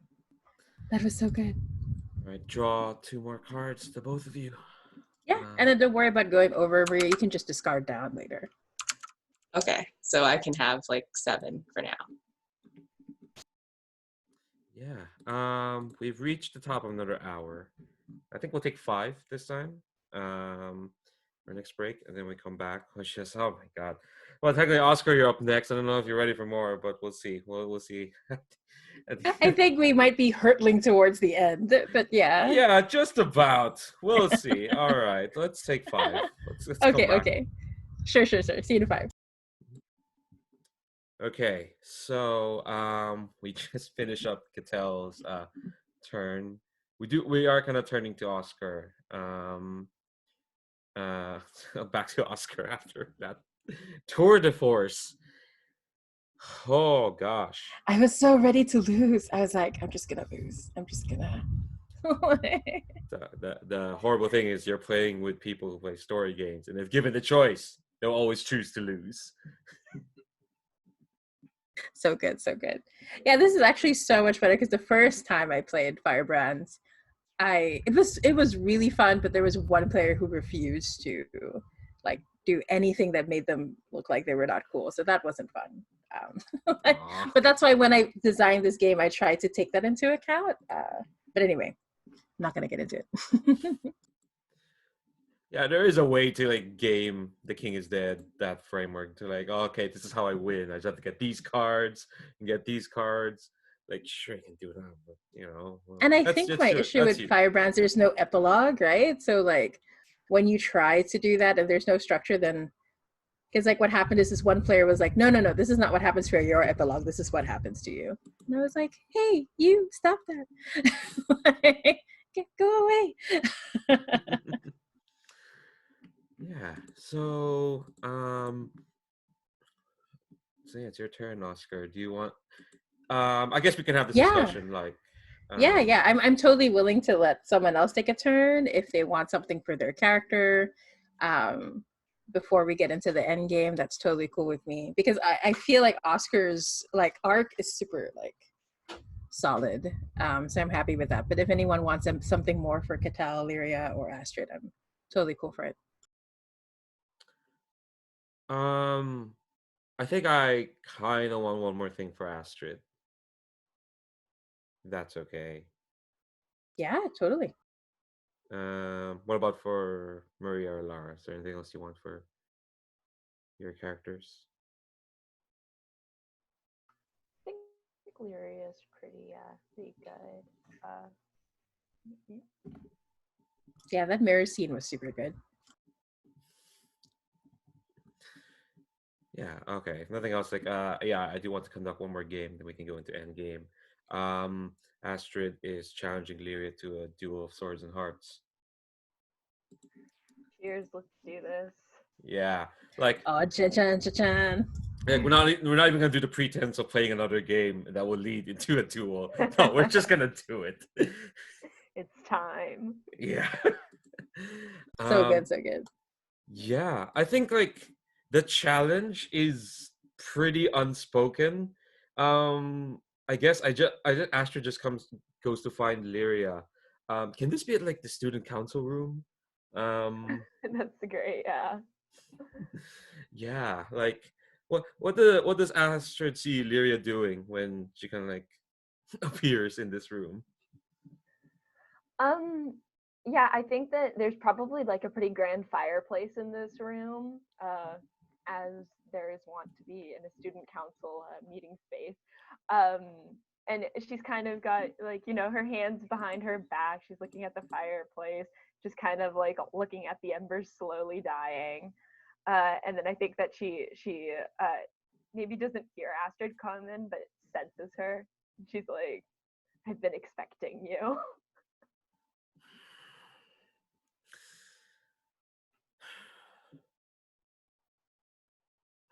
Expecting is one thing, but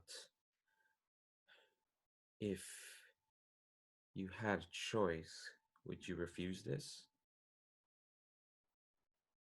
She turns around and kind of like tilts her head, thinking.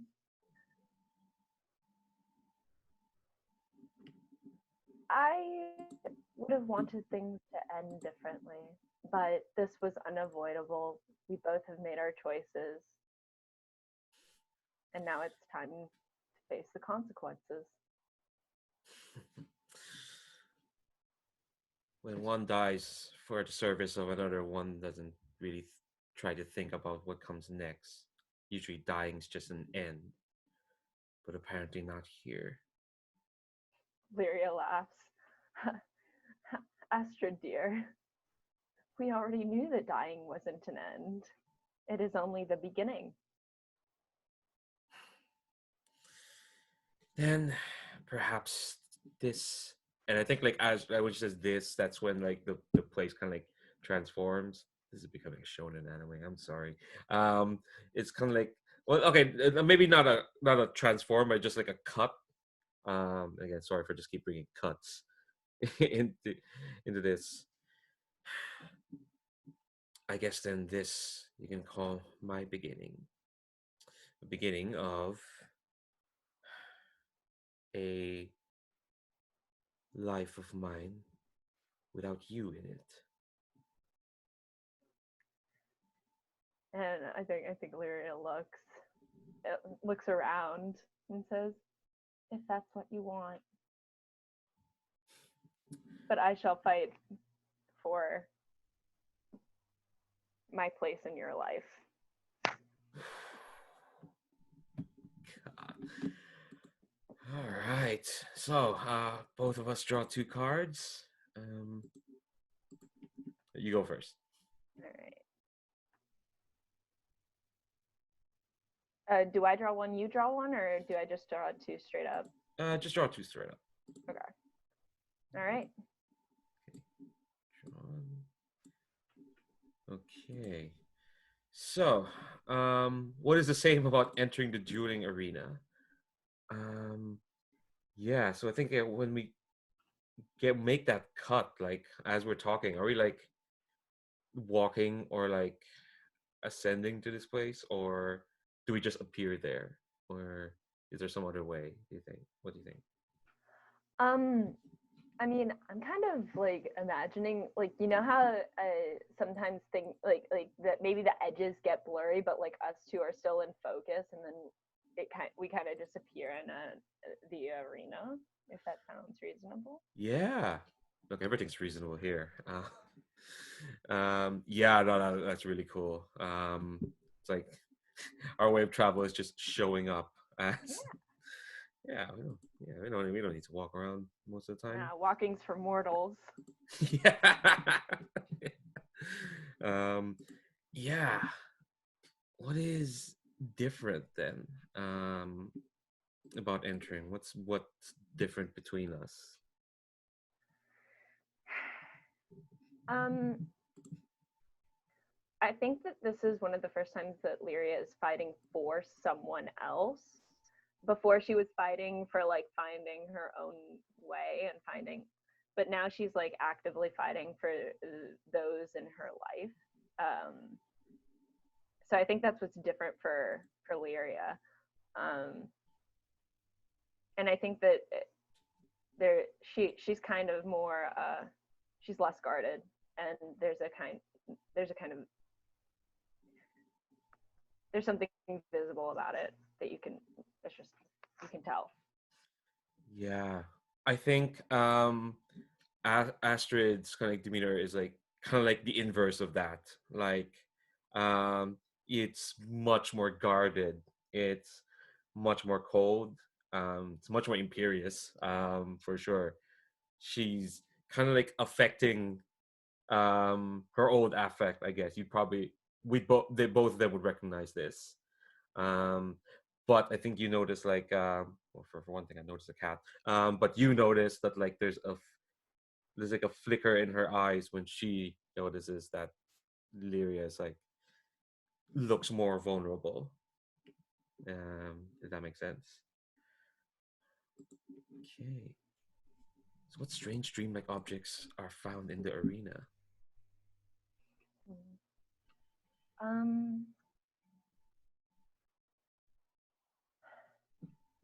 Let's see.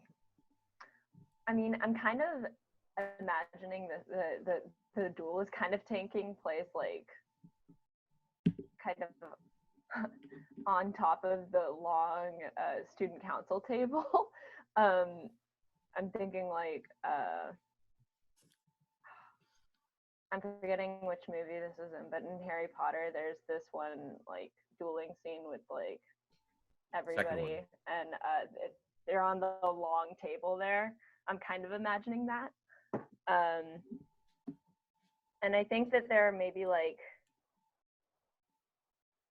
I think that there are kind of like flower petals just kind of like falling from the sky. They're all different colors, all different flowers. Yeah. I think I kind of want to add to that. I think as the flowers are falling in a not in a natural way, but in kind of like a rhythmic way. And I think when we get like shots of them, you can again you hear like a ticking of a watch or a clock, so they kind of like fall in rhythm. Um, kind of like if you watch like an old 1930s or 1940s cartoon that's like really tightly choreographed and everything's moving in one way. That's kind of like how the petals are falling. Yeah, what do these objects symbolize?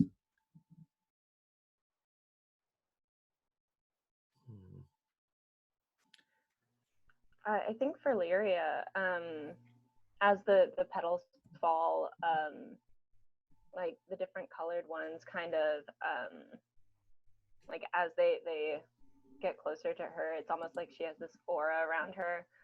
The petals like start to burn up whenever they get in this aura, and as they burn, Leeria can hear the voices of all the people that she's met in her life and are currently in her life, and so they're just kind of impressions. Yeah. I'm gonna repeat myself and say that what's the Astrid, I think it's kind of like the inverse of that as well. Whenever these petals get closer as she kind of walks by, they just freeze in the air. They just kind of like stop, and there are no impressions for Astrid, um, because dying is kind of like a full, reaching a full stop or a period. Um, so when these petals get to her, they stop as well. Yeah. All right. So now we answer the opening questions.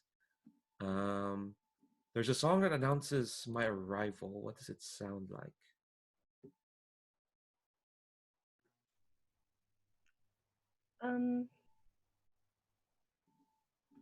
I think that Leeria entering is kind of just like this one long trumpet call. I mean, it's kind of announcing her presence and announcing, like, quote unquote, the real Leeria, as it were. Sorry if it just sounds like I keep inverting whatever your whatever your response will be, but I think for Astrid, it's a drum track. There's a drum track for this classical music piece called Bolero that is just like and I'm always like, wow, that drummer has to keep doing that while everyone just kind of comes in and out, and they just have to keep doing that. And I think, yeah, as Astrid's kind of like walking forward, that is kind of like the drums that's following her. It never rises in like intensity or crescendos anyway. It just keeps that tone.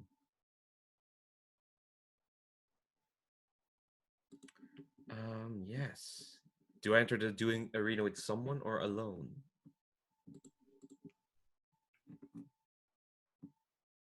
I think that Leeria enters alone, but like she hears the petals' voices. She hears the flowers talking. Yeah, I think Astrid looks like she enters alone, but I think from Lyra's point of view, as the petals gonna come in, there's a moment where like the petals go through like your vision, and I think you see Astrid as you knew her back then, before she kind of died, um, in that sunburnt orange student council uniform, um, a less gaunt face, much more happy face. Um, yeah, there's a sword waiting in my heart. Who releases this sword from me?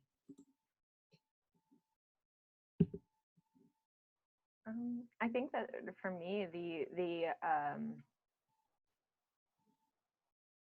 I think that the petals kind of form this apparition, kind of this humanoid figure, and I think that I think only I see this, but like the faces shift from Astrid's face to Katell's face to Oscar's face to my face, and I think that as that happens, the sword is pulled from within me. Yeah. I think the the past Astrid that's wearing the sunburnt orange turns around, and I think the audience sees like, oh, it's actually two Astrids. Um, and this one, the past one, reaches to me and pulls out current Astrid's sword, and I think she gives current Astrid like just this smirk, like this taunting sneer, as she hands She hands Astrid the sword. Um, I say something briefly to you before the duel begins. Yes, Maria, Pastrid. Yes. Thanks. um, yeah, what do you say? What's something briefly before the duel begins? What do we say?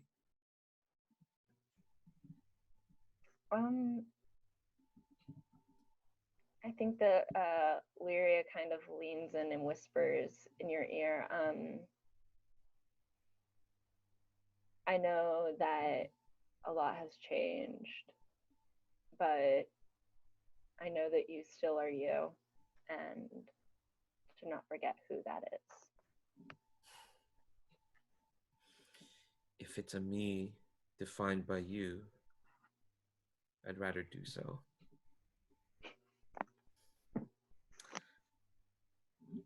Um, yeah, sorry, that was a bit cruel.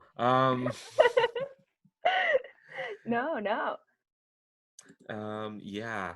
There's a flower in my chest. Cut the flower from the stem and you defeat me. What does the flower look like? Yeah. So I think mine is a brilliant purple orchid.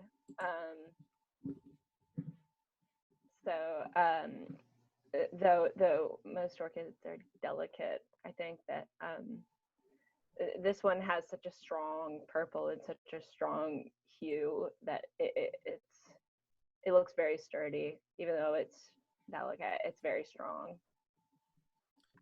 Yeah. On Astrid, it's this blooming red anemone. It's like this deep, vivid red that kind of like really stands out on her dark outfit. Apparently, according to Greek mythology and Christianity, red anemone symbolizes death or the act of forsaken love. So that's something.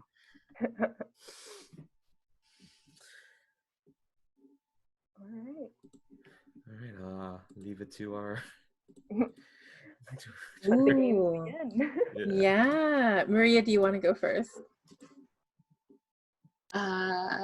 Sure. Let's see. I think that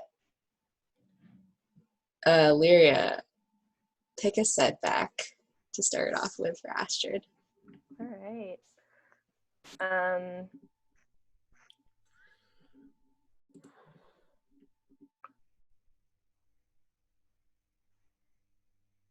Let's go with, I know a secret about who you love. I'll tell you if you show a face card or an ace to regain your composure and keep up.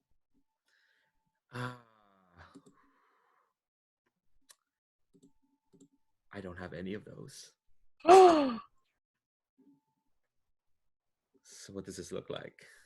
Okay, so I'm under the impression then that you don't know that I know the secret then? Yes. By the way I read that, yeah. Okay. Yeah, so I think that Leeria, she kind of takes the first step and has the series of really beautiful attacks. And I mean, I think that it's a lot of like almost hitting you, but then not quite hitting you, and then like having you faint one way, and then there it ends with like Leeria's sword like brushing your neck slightly, and there's just like a single scrape, not super deep, but just enough to be there. Yeah. That, yeah. I think like that kind of breaks through Astrid's like cold, like her attempt at being cold, and I think she kind of like reaches up to like touch that scrape, and she says,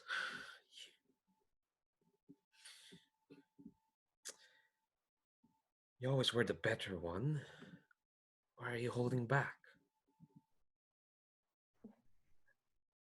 Leeria, Yeah. Ooh, go ahead. Leeria, I think she says, I mean, you know that I wanted things to end differently. Yeah, okay. Go ahead, Jeremy. Yeah, no, I was just thinking that's perfect for me to ask you to throw a challenge at Leeria. Yeah. Yeah, that Lyria being on top of things is start really getting to annoy Astrid. Um, and I think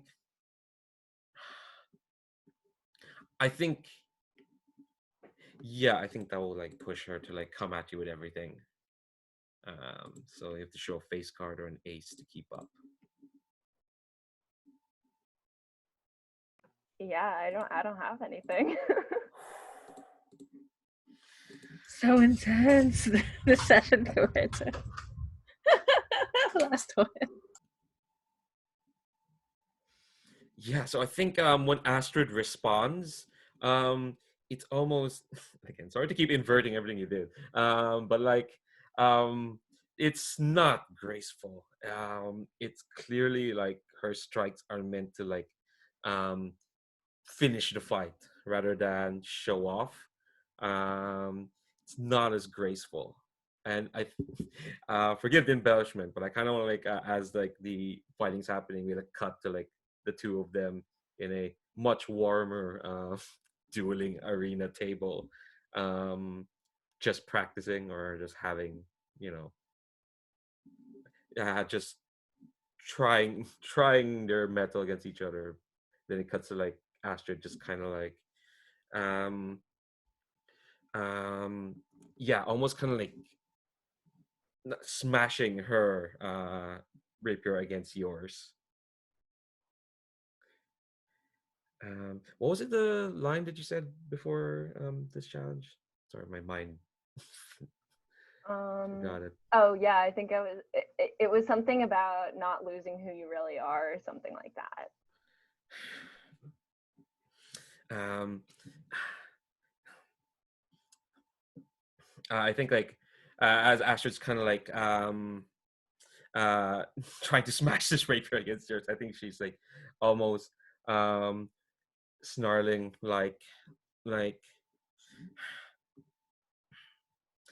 I'm sorry, but that seems to keep happening to everyone who fights for you, who tries to protect you, who dies for you. And I think there's a moment where like we lock swords, and she's like, "Is that not what's happened to Oscar?" I think you see a flicker of sorrow. I think the gold flecks in her eyes kind of like spark. And I think she says, "I never asked for any of that." And yeah, And I think like that kind of like just pisses Astrid even more. Honestly, you might not have asked for it, but don't say that it didn't help, that it didn't help you along the way. on the contrary, I think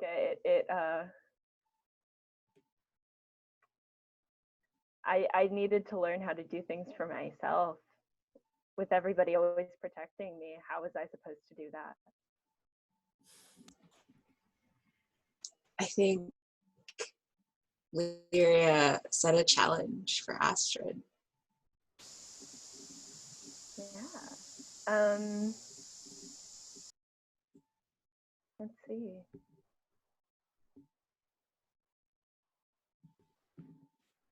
I think my sword barely misses your flower, ruining your clothing. Show a diamond to keep up. Yeah. I think I'm gonna show a diamond, but I think you catch my scarf. I think you tear it off me. Hold on, show that. There we go. Ooh, should I have not shown that? Oh, that's a jack. Ah, never mind. It's out there. It's out there in the open. Doesn't matter. Um, yeah.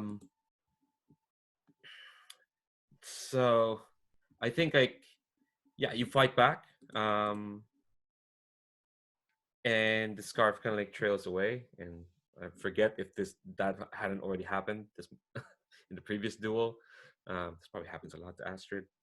Um, um, and I think like again, Astrid is like this is the most animated she's been, and she just kind of like sardonically says, "Well, I'm glad you're finally starting to learn that lesson after everyone else has given up their lives, their skills, their personhood to you."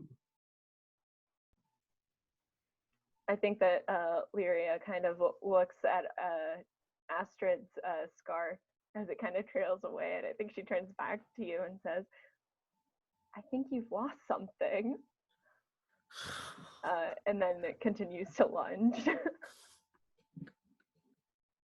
Yeah. And so I think we just asked Leeria to, sorry, I feel my focus slipping a bit. But I'm supposed to give something to Astrid, right?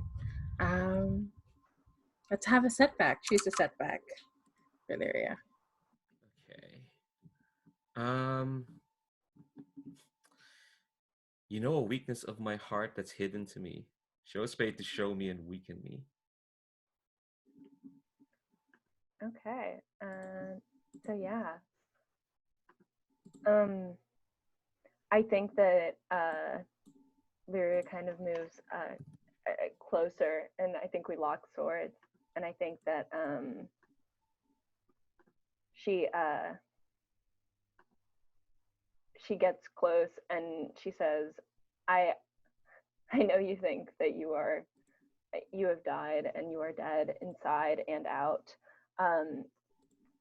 Even though you have maybe died physically or in spirit, there is still a part of you that wants to fight.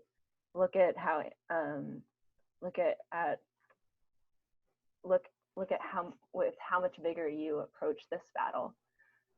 You are still you."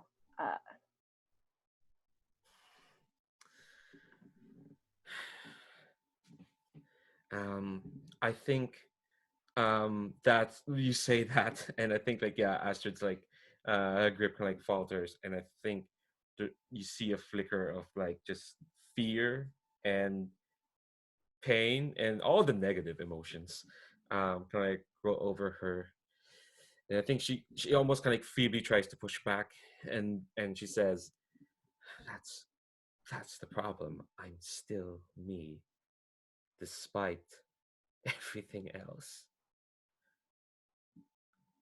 Why is that a problem? Because I'm still tied to you and to Oscar, to everyone else. I'm still tied to this school. Would you rather not be? And I think like she pushes back just a bit more. That's my revolution. I'd rather not be, yes, but I'll do it with my own hands, with my own will. I think Lyria unlocks swords and takes a step back and just kind of looks at Astrid, just trying to figure her out. We tied, by the way. I'm going to, anyway, as soon as my seizures stop, I'm going to update it this month. So I think we play on. That's what you suggested, Jamie. Yeah, like one more. Winner takes all. Yeah. So I think it's Maria. You right? Did I assign the last one? Yeah, I think so. I don't remember what the last one was. It was so intense. It was like 5 intensities ago. I know. It just got like juice. It's like I can't remember whose this was. Yeah, I feel like Leeria, you should set a setback for Astrid. Pile on the pain. Yeah. I mean, yes. Okay. I think I remind you of something that breaks your heart. Show a heart and reveal your heart to me. Yeah, I think. There's a 6 there. I think when you step back, and you have that look that you're trying to figure me out, and I think that look, that face, at least to Astrid, is kind of like, it's not like the Leeria she thinks you became, which is, the imperious I know everything kind of Leeria. It's more like Leeria she thought she knew, which is someone who was like kind of like just trying to get by with the world and trying to figure out everything. And I think that look is kind of like, yeah, that that kind of like cuts to Astrid's heart, that um despite despite everything, you're still you. Um, which is something that Astrid has forgotten, and I think she sees that, and you can see her grip on her sword kind of like falter a bit, and her free hand just kind of like just flexes into like a grip, into like a fist as well, and she's trying to look away from you. I think someone needs to set one more. Oh no! Didn't we? I thought that Didn't you gain that Oh, point? was that Jet? Yeah. Oh, okay. I mean, the way I think I wrote down, it sounds like Astrid has 3 and Leeria has 2. Maybe? Yes. Yeah. Because you threw down the hard card last, yeah. Okay. Because if we do another one, we might tie again. You know what I mean? No, it's fine. Yeah, we could. Yes. Because like 1, 2, 3 ties in this game so far, so Mhm. I think just so I guess I get to pick the ending. I think the one that's like most honest to what just happened is, yeah, I'm emotionally and physically exhausted, and you defeat me. What does that look like? Yeah. So I think that I think that Leeria lunges forward, but she never goes for the final blow. She just kind of like stops, and she's not one to usually not finish a fight, but I think that she just kind of looks at Astrid, and then I think she sinks to the floor, and I think that she says,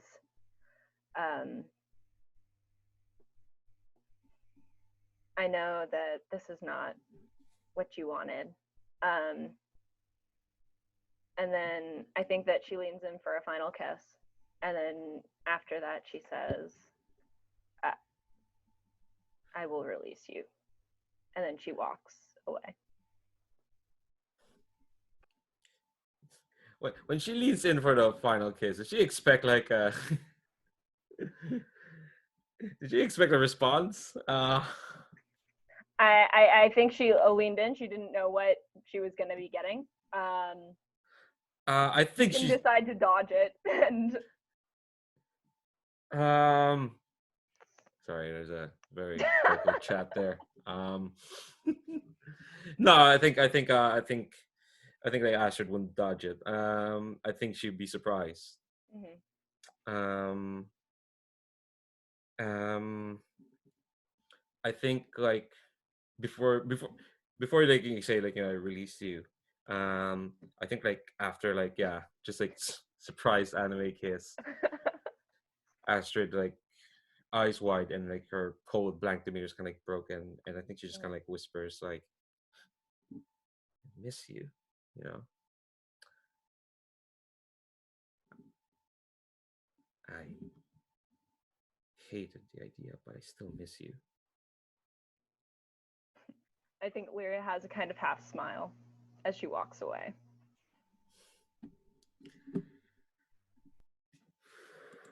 Okay. So we draw 2 more cards. You go first.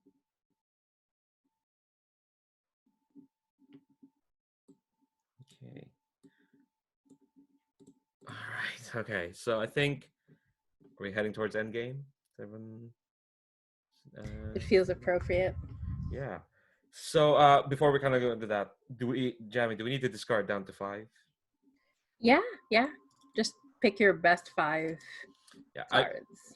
Actually, let's go through Endgame just to know what the best cards are. Sure. Yeah, Yes. that's actually a good idea. Okay. So. Yeah. So, basically, the player that has the most face cards, including aces, so aces are considered face cards, will become the sword's chosen. The one that has the most suits represented. So if you have like the most, right? So if we have 3 out of the 4 or 4 out of the 4, you are a revealed deity. And anyone who's holding a jack or a 2, these are revolution cards. They're like the epilogues, basically. All right, so let's discard some cards. Let's see. We can just like delete them, right? From our hand. It's safest to just put them in a pile. If we did this thing where we deleted it once and then like the program fritzed out and deleted everybody's hand. So just be careful. I just started a random pile in the corner there. But yeah, we can just put everything there. Where's this pile? But you can take back your jack of diamonds unless you really meant to discard that. No, it's fine. I might have gotten a replacement. It's fine. Oh, so mysterious.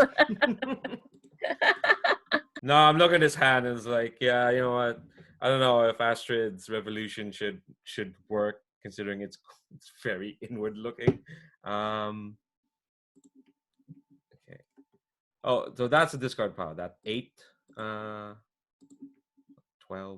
I'm just putting everything together so that like the math lines up. But I'm slightly confused, so don't let me like like I'm only half here.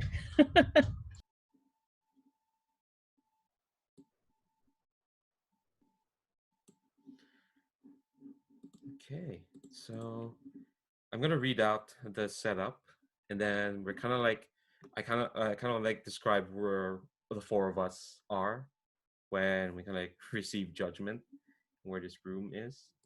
Okay, so set up for Endgame, the Sword's Choice, out in theaters last year, I assume. Easy joke there. So the setup. This is the last game of play, and everyone plays. Everyone draws 1 last card. So let's go by the order of the character keeper because I know like everyone's gonna start drawing. So I'm gonna go first.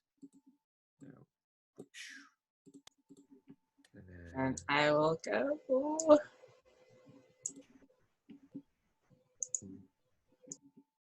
And then Leeria, did you go already? I'm sorry, Lara.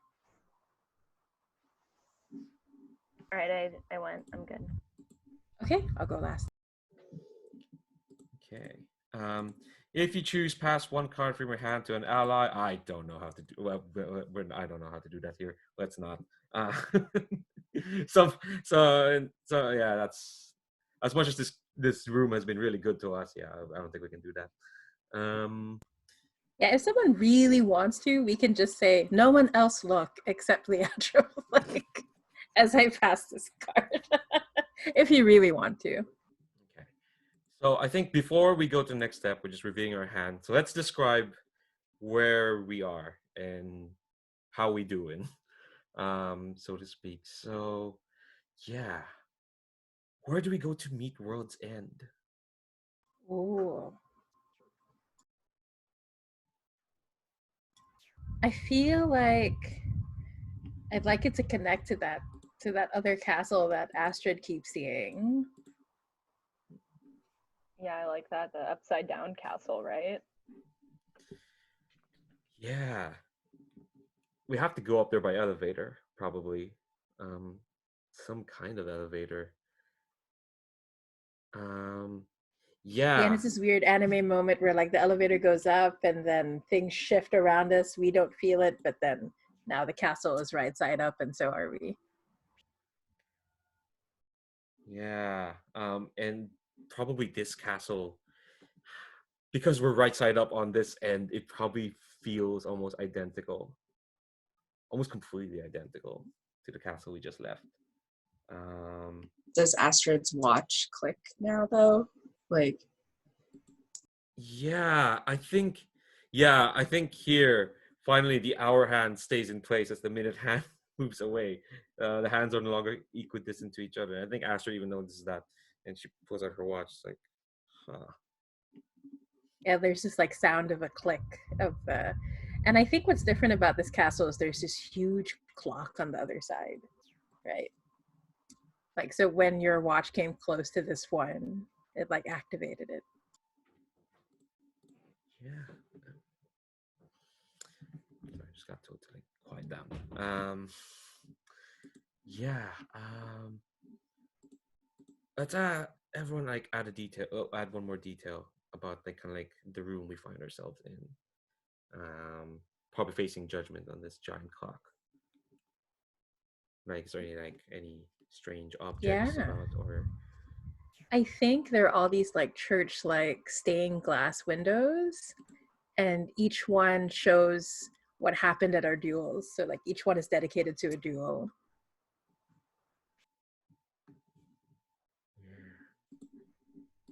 I think that there's a table, and there are four places that. Oh, sorry. And I think that at each place is the flower that is currently in each of our hearts. And I think we should each describe what that is. Oh, nice, nice. I think mine is a white lily.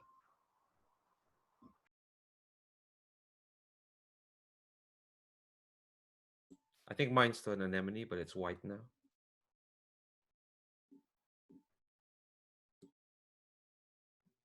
I think mine's a lavender. I think it's yeah.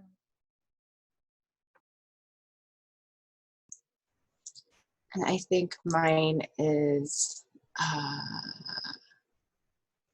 trying to think of what it's called. I don't remember what it's called, but it's like red and spiky and kind of looks like fire. Ooh. Yeah. Spoke of as if I had a detail to add. I didn't. I think it's like aside from the ticking of the big clock, like it's all really silent. Even when we walk on the floor, there's like no sound. Even when we like take our seats, there's like no sound. It's all just the ticking of this clock.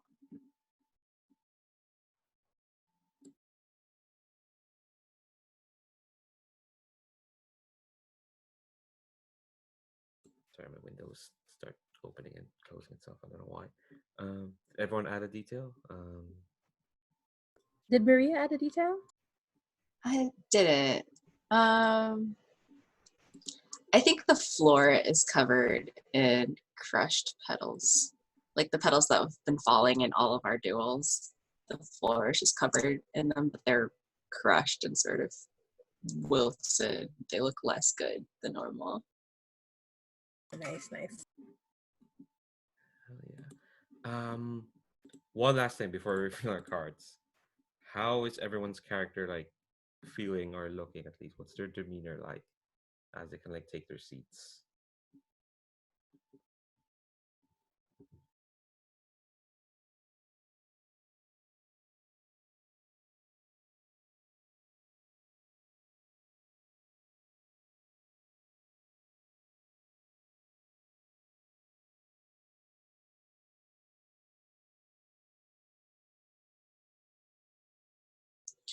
I think Katell is determined.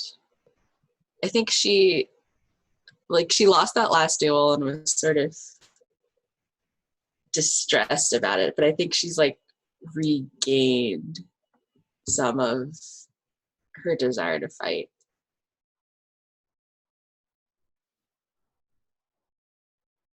It is a very random detail to notice, but I love that everyone has a different thinking really hard hand gesture. Sorry, it's a very random thing to notice. um, um, Astrid is not the blank sort of guarded that she was before, but I think definitely she looks like cautious, bit tired, but um, just kind of like I don't know. It's a weird, more kind of like subtle shift from what she used to be. Like she looks like she's more open. Um, um, she looks less judgy of things.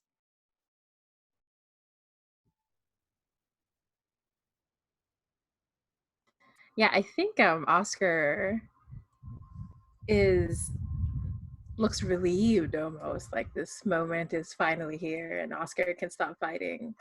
And what happens is Oscar lets his hair just like pour off the side, and they lean over and they cut their hair with a dagger and place the hair on the table and sit down, legs crossed. I love that detail.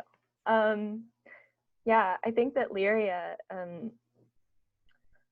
I mean, she doesn't look like she's carrying the weight of the world anymore. I think that she looks more comfortable in her own skin, like she feels more at peace with herself than she's ever been. So, yeah. Okay. I think as everyone takes their seats, we're gonna reveal our cards. Now we need to coordinate this because we might start mixing up our cards. Oh, good point. Yeah. Let's go All in right. character keeper order. Can So let's start with we- Astrid. I'm gonna disappear for like 2 minutes, but then I'll be right back. If that's okay. Okay. Sure, Yeah. sure. You want? Okay. We've been here You for wanna another take a- hour. Let's take a 5. Yeah. Okay. Let's take 5. See ya. See you in a bit. Okay. So yeah, let's do this one by one. That'll make things easier. We'll go by the character keeper order. So I'm gonna put my cards up near that spinny D6 dial. Okay. So here. Mm.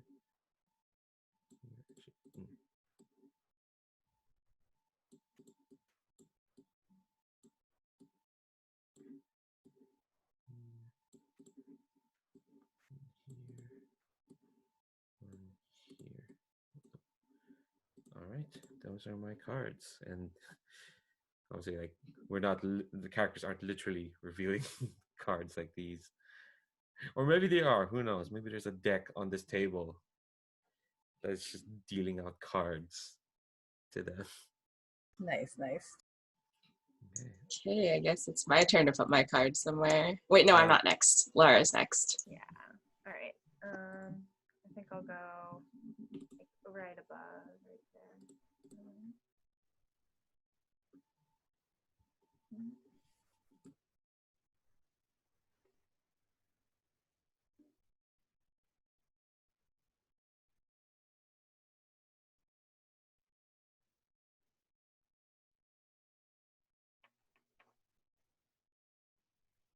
Oh my gosh, we have so many deities.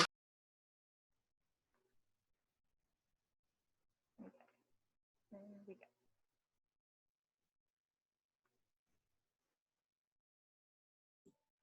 Okay, Maria up next.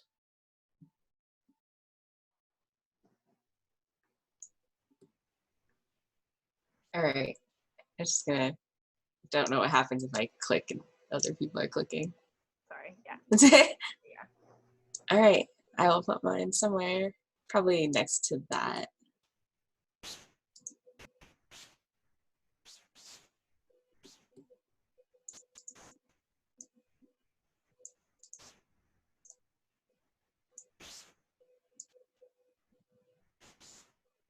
go.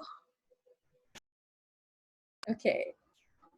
So I just realized I should probably screen sharing this because anyone who's watching this would just be seeing our face. like Being like, just like that's okay. what's too late. That's okay. I'm gonna reveal mine. Oh, are you done, Maria? Sorry. Yeah, okay. Yes. So dun dun dun.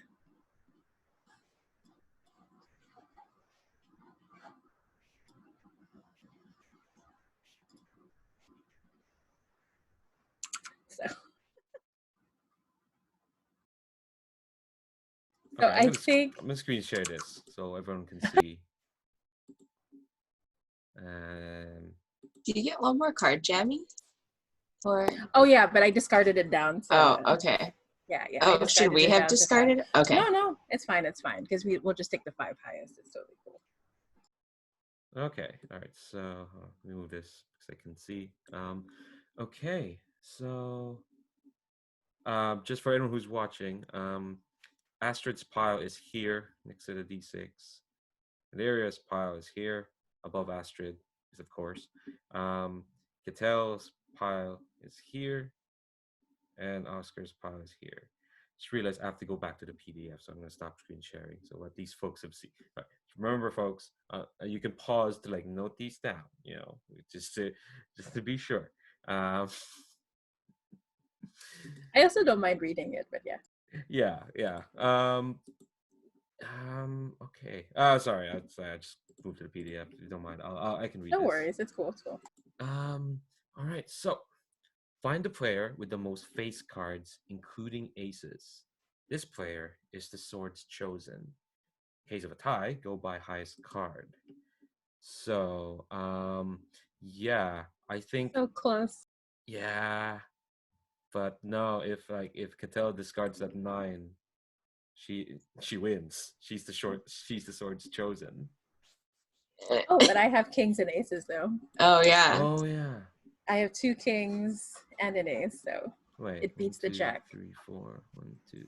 Yeah, but she has 5 face cards. Ooh, there You only you have go. 4. Yeah. Ha ha ha. So close. So like yeah, you would technically have the most, but but no, I think it's Katell who wins this. So before we kind of move on to what that means, let's figure out the other two here. Of the other players, so means not Katell, find the player with the most suits represented in their hand. This player is the revealed deity. So I think everyone has like all the different suits, right? Let's see. Most suits represent their hand. I have.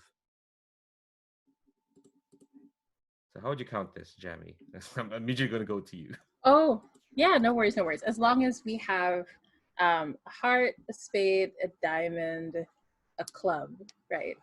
So if you have those 4 suits. Let's see. Or I don't. the most suits. I don't have a diamond. So I'm out. So Leeria and I are the revealed deities, but you have the Jack of Hearts, so you do have epilogue powers. I have epilogue powers. Well, so do you. You have a 2. Yeah. Anyone who has a Jack or 2 has further epilogue powers. So I only have the 1. Yeah, so Katell also has epilogue powers. Actually, I think everybody has one, right? At least 1 epilogue power. Yeah.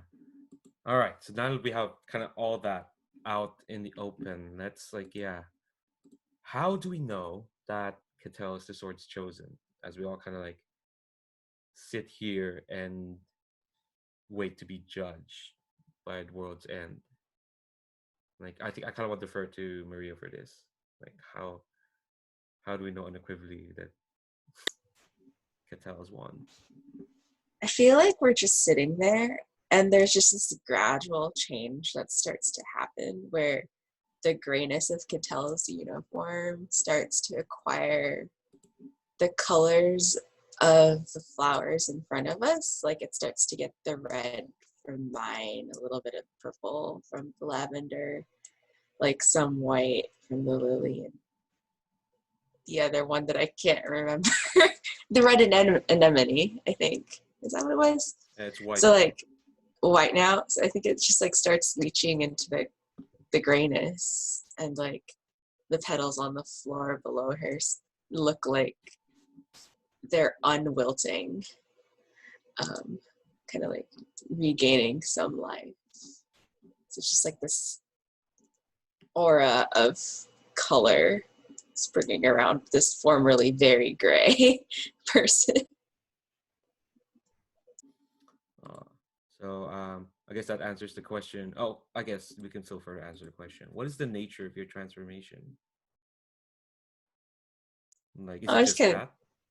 Yeah. I mean, I don't think there's really anything else about her that changes that you notice.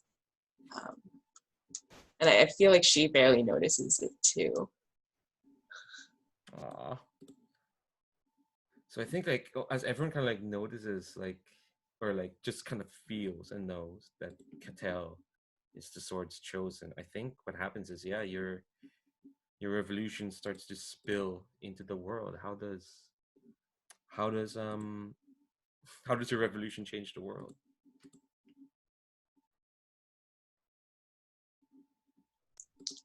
I feel like we get a flashback to the school, like the actual school, and we see like the nobodies, their uniforms changing to be very much like Katell's now, with like the color springing into it. And I think we see them. I think a group of nobodies is like surrounding the student council room. Their swords all drawn, kind of just like pointing it at the doors, like yelling for the student council members to come out. And we flash back to Katell just sitting there, kind of innocent looking at the table.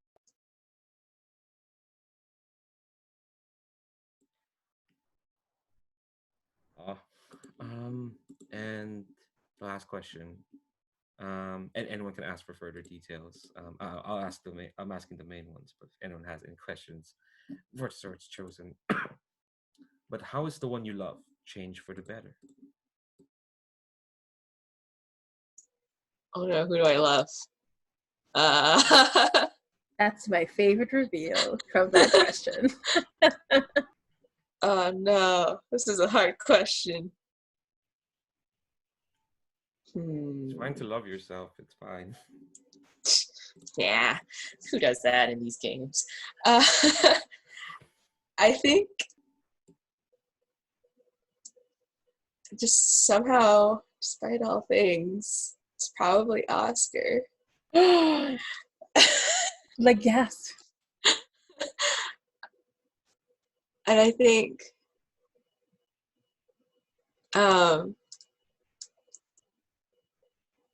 Katell sitting at this table kind of gets this like smile on her face as she senses like that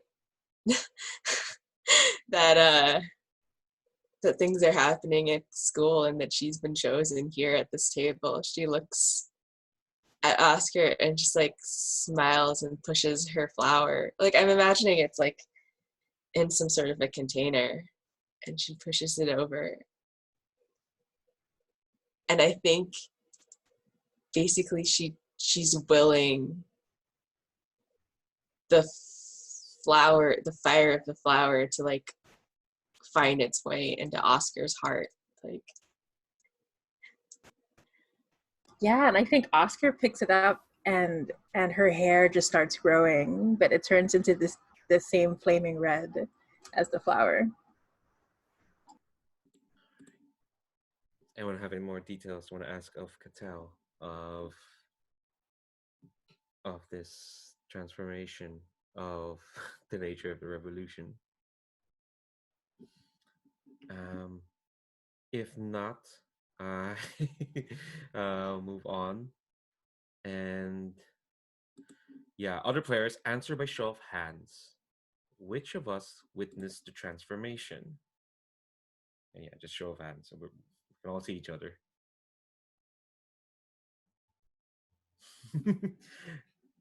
Leeria, if you don't want to, you don't have to. Well, no, it's interesting because I feel like Leeria and Katell kind of had that moment with the mirror scene, and Mhm. so I don't know. I feel like she could kind of if she doesn't see it, she definitely feels Katell coming into her power. Yeah. All right. That sounds good. But who of us change along with the world?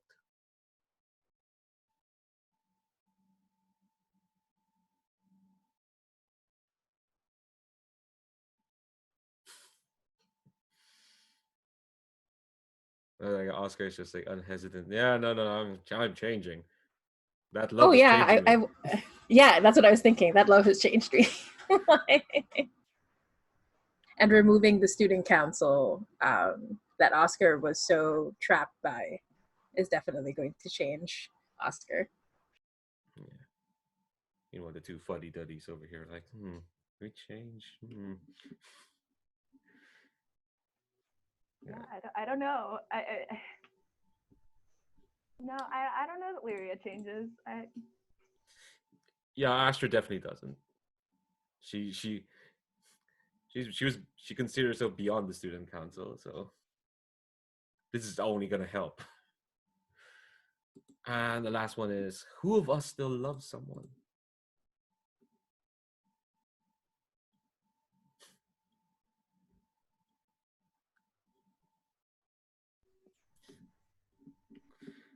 Okay. Next we move to the revealed deity. So in the case of a tie, so all tied sword blooms are deities. So that is Leeria and Oscar, not Astrid, which is kind of really fitting, honestly. So close, so close. Yeah. So yeah, I want to. So yeah, how do the two of you, or each of you, how do you kind of like? How did you like suddenly come to this realization? Here in this like upside down castle.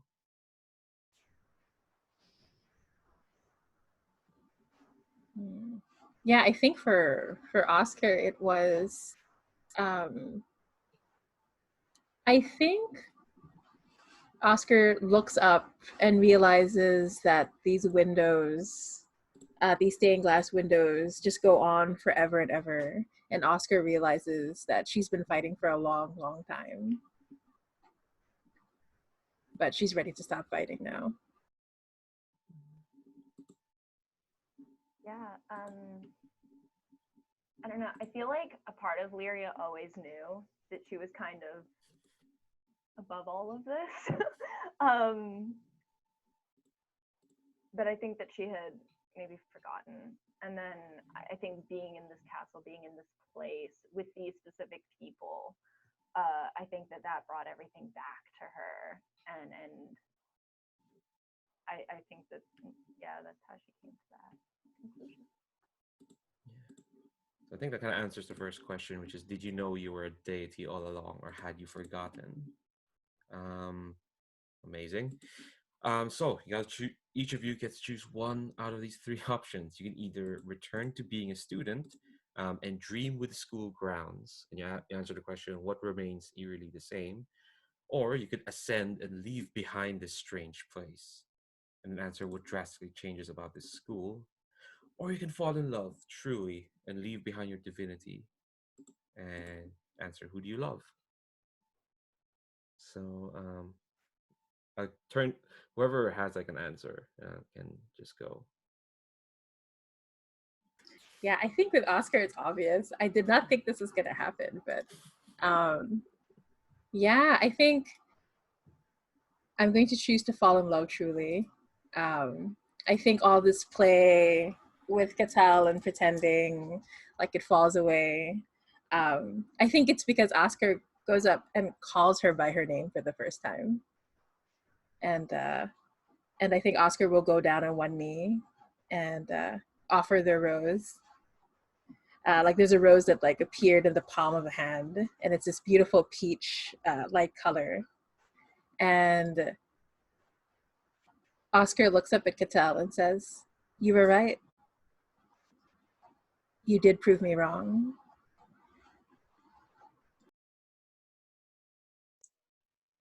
I feel like Katell would take that rose and like stick it in her hair and just say, "No more games, Oscar."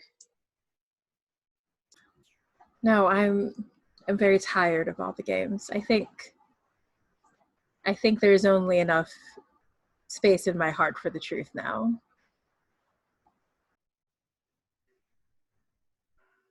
Yeah, I don't know what I'm gonna do. It's I don't know.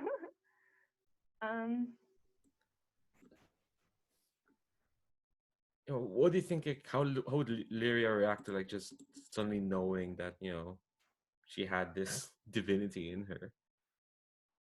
I mean, Yeah. kind of knowing already, but Yeah. I mean, I want to say that she'd be surprised, but like, I don't think that she's surprised by much anymore. Yeah, I think that she just it kind of rolls with that the punches there. I think that she might return to being a student and dream with the school grounds. Um, so I think that she kind of goes like I think that this school is very much a part of who she is, and as much as this castle is a part of the school, and I think that maybe this castle is somehow connected with the school, like always. Um, and I think what's eerily the same is I think that Leeria still has this kind of power over the school, but not in the same way that she did when she was student council president. I think it's more that she like the spirit of who she is, who she was, kind of runs throughout the school now, and that. Ooh, do you become World's End? Ooh, maybe that might be. Yeah, I kind of like that. Yeah.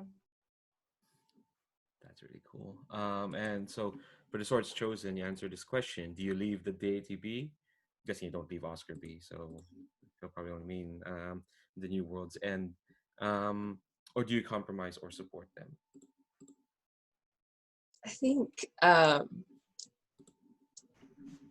think Katell decides that her job is to constantly challenge the New World's End, like to remind Leeria or the New World's End about what she used to be. And like this way World's End stays grounded in the school and in students rather than merely using the students as like toys. Okay, so the last thing, the very last thing, is the revolution cards. I've noticed everyone has at least one, which is either a jack or a two. Let me pull up my jack. So I think what we're gonna do is we're gonna take turns, and we're gonna answer the questions on that's posited in the cards, and also give one final epilogue to our characters. Kind of like what's the last shot we see of them. Um, okay.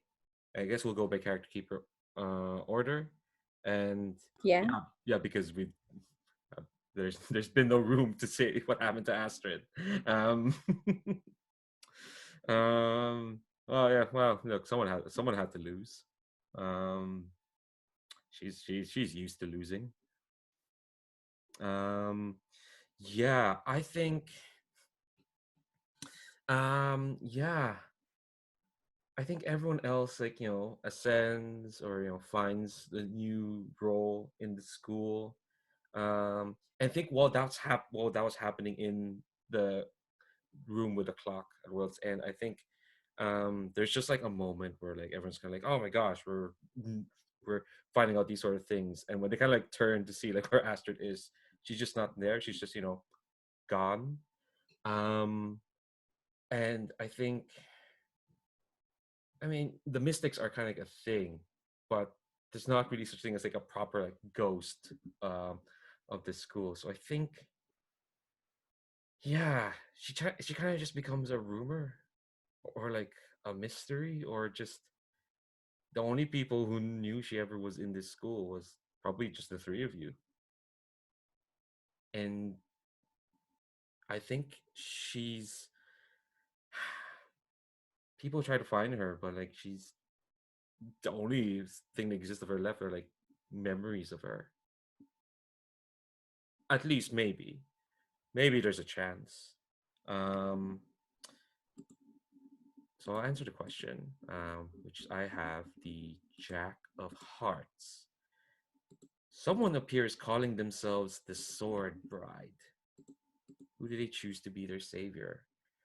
I think there is a moment, yeah. Someone just appears in the school entrance hall, and it's a girl nobody recognizes except the three of you. But I think even then, she looks up. She doesn't look like the Astrid you know. For one thing, her hair is all dark brown. You can see both her eyes, and she's wearing this fabulous dress um, of scarlet. And the only one who probably recognizes him is Katell because do you remember when you had the dual Astrid and there were like these multiple different variations of Astrid that you would see as you fought? I think this one, this Astrid declares that there's no more fitting savior for her than the Sword's Chosen. Um, and you can see the like, and you can see like she's someone who kind of like almost people, and she kind of like just appears out of nowhere and then disappears out of nowhere. And I think you kind of piece together, or at least whoever someone pieced together, probably you could tell that like this Astrid is from it's like a version of her, the one that completely fell in love with you. Um, from from that duel. Like our Astrid didn't completely, but there's a version which she could have, and this is it. So that's season 2 of this anime, apparently.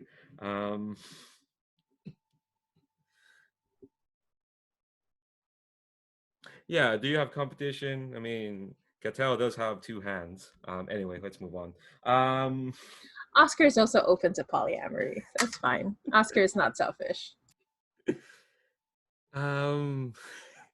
Leeria.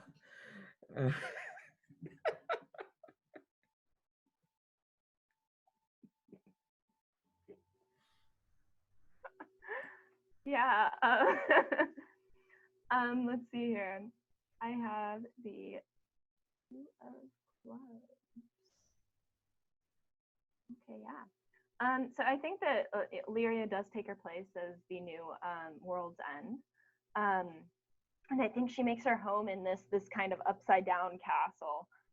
She kind of takes a seat. Her hair now has like bits of it looks like the ends were dipped in like this kind of like black blue ink, and but she's still got that ultraviolet tinge to it. And she's just kind of like lounging in her new abode. And I think that she's watching the chaos ensue with Katell's revolution. I think that all of the factions are now breaking down. The hierarchy is breaking down. But Leeria knows that some semblance of order will eventually be established, and she'll have a hand in manipulating that. But for now, she's watching the chaos that Katell has brought to the school and enjoying the show. Hell yeah. That seems like an incredibly fitting ending for her. Yeah. Speaking of Katell, do we want to move to you actually, or do we want to end with you because you are the Sword's Chosen? Am I the Sword's Chosen though? Because I looked at what my card was. Oh, what was it? It's oh my gosh. Jack of Clubs, so that makes things fun. A student appears claiming to be the previous Sword's Chosen. What demands do they make? And I think I think we just see like these like very vague cuts of like the two of us fighting, and like their demand is basically that there's like a one-on-one combat to determine who gets to remain Swords Chosen. Like they've come back to claim their title, and we'll leave it vague as to who actually wins this combat. It's just these like very close up shots of like blades clashing. You hear the sounds, but you don't actually, and you see like a sword falling at the end. You don't really see who comes out of this on top.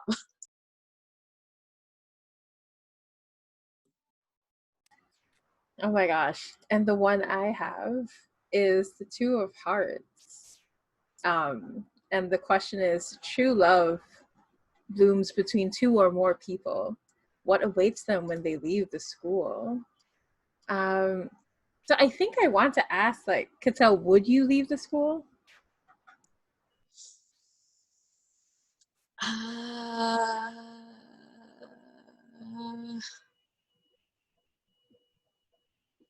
Because I think what it would look like. Oh, go ahead. I think it would take a lot of convincing, because I think she would want to stick around to see that her revolution sticks. So like if she can be convinced that like, yes, this is gonna hold, even though it might be maybe a lie, but like if you can convince her that this is gonna hold, she will leave.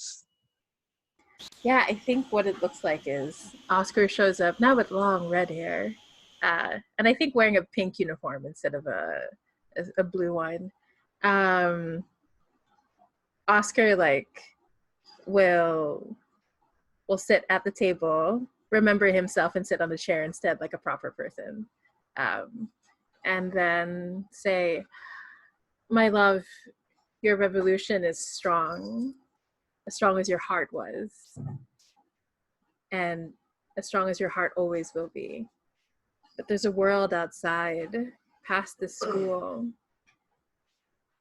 and I think the whole world needs your revolution. Who are we to be so selfish and deny it to them?"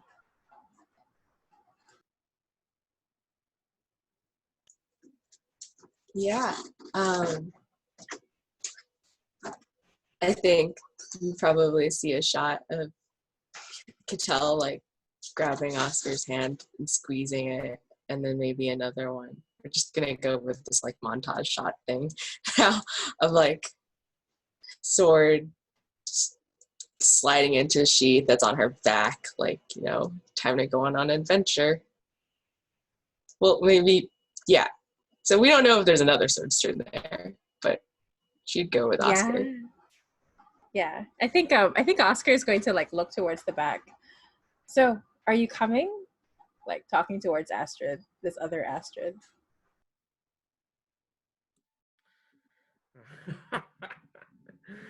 Oh, wow.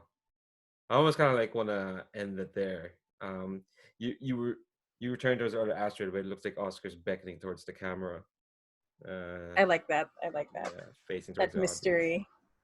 audience. Yeah, and I also don't mind ending on Oscar's beautiful face. So, because she's amazing. Yeah, Oscar's beautiful face. Cut to like black credits. I'm imagining for some reason the ending song of this anime is fast paced. I don't know why. I think I'm thinking of Code Geass. Someone stop me. Yeah. No one should watch Code Geass. I'm sorry. But yeah, I think if that's okay, I think that's where we'll close this round of Take My Revolution. Yeah, wow. We'll do like a proper like debrief of like, you know, what stars and feedback and whatnot after I stop this recording. But yeah, no, that was utterly lovely, absolutely worth. Oh my God, there's a cat. Sorry, I forgot my other pleasantries. What was I gonna say? Yes. I hope it was absolutely worth. Especially for our two American friends across the other side of the Atlantic.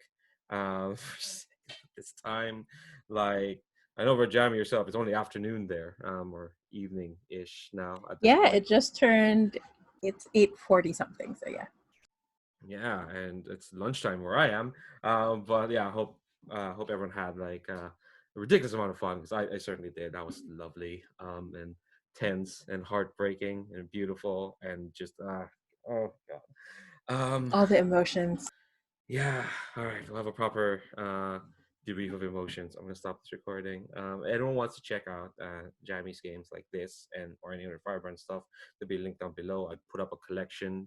I've made a collection of Firebrand's games in that's at least on itch. There's like 20 plus of them. Well, I think 22 more because I just discovered more during the break. Um, there's a lot of them. It's great. But if you want to check out more of Jammy stuff, well, of which this is just like one sample of a ridiculous body of work in a even more ridiculous short span of time. Oh, God.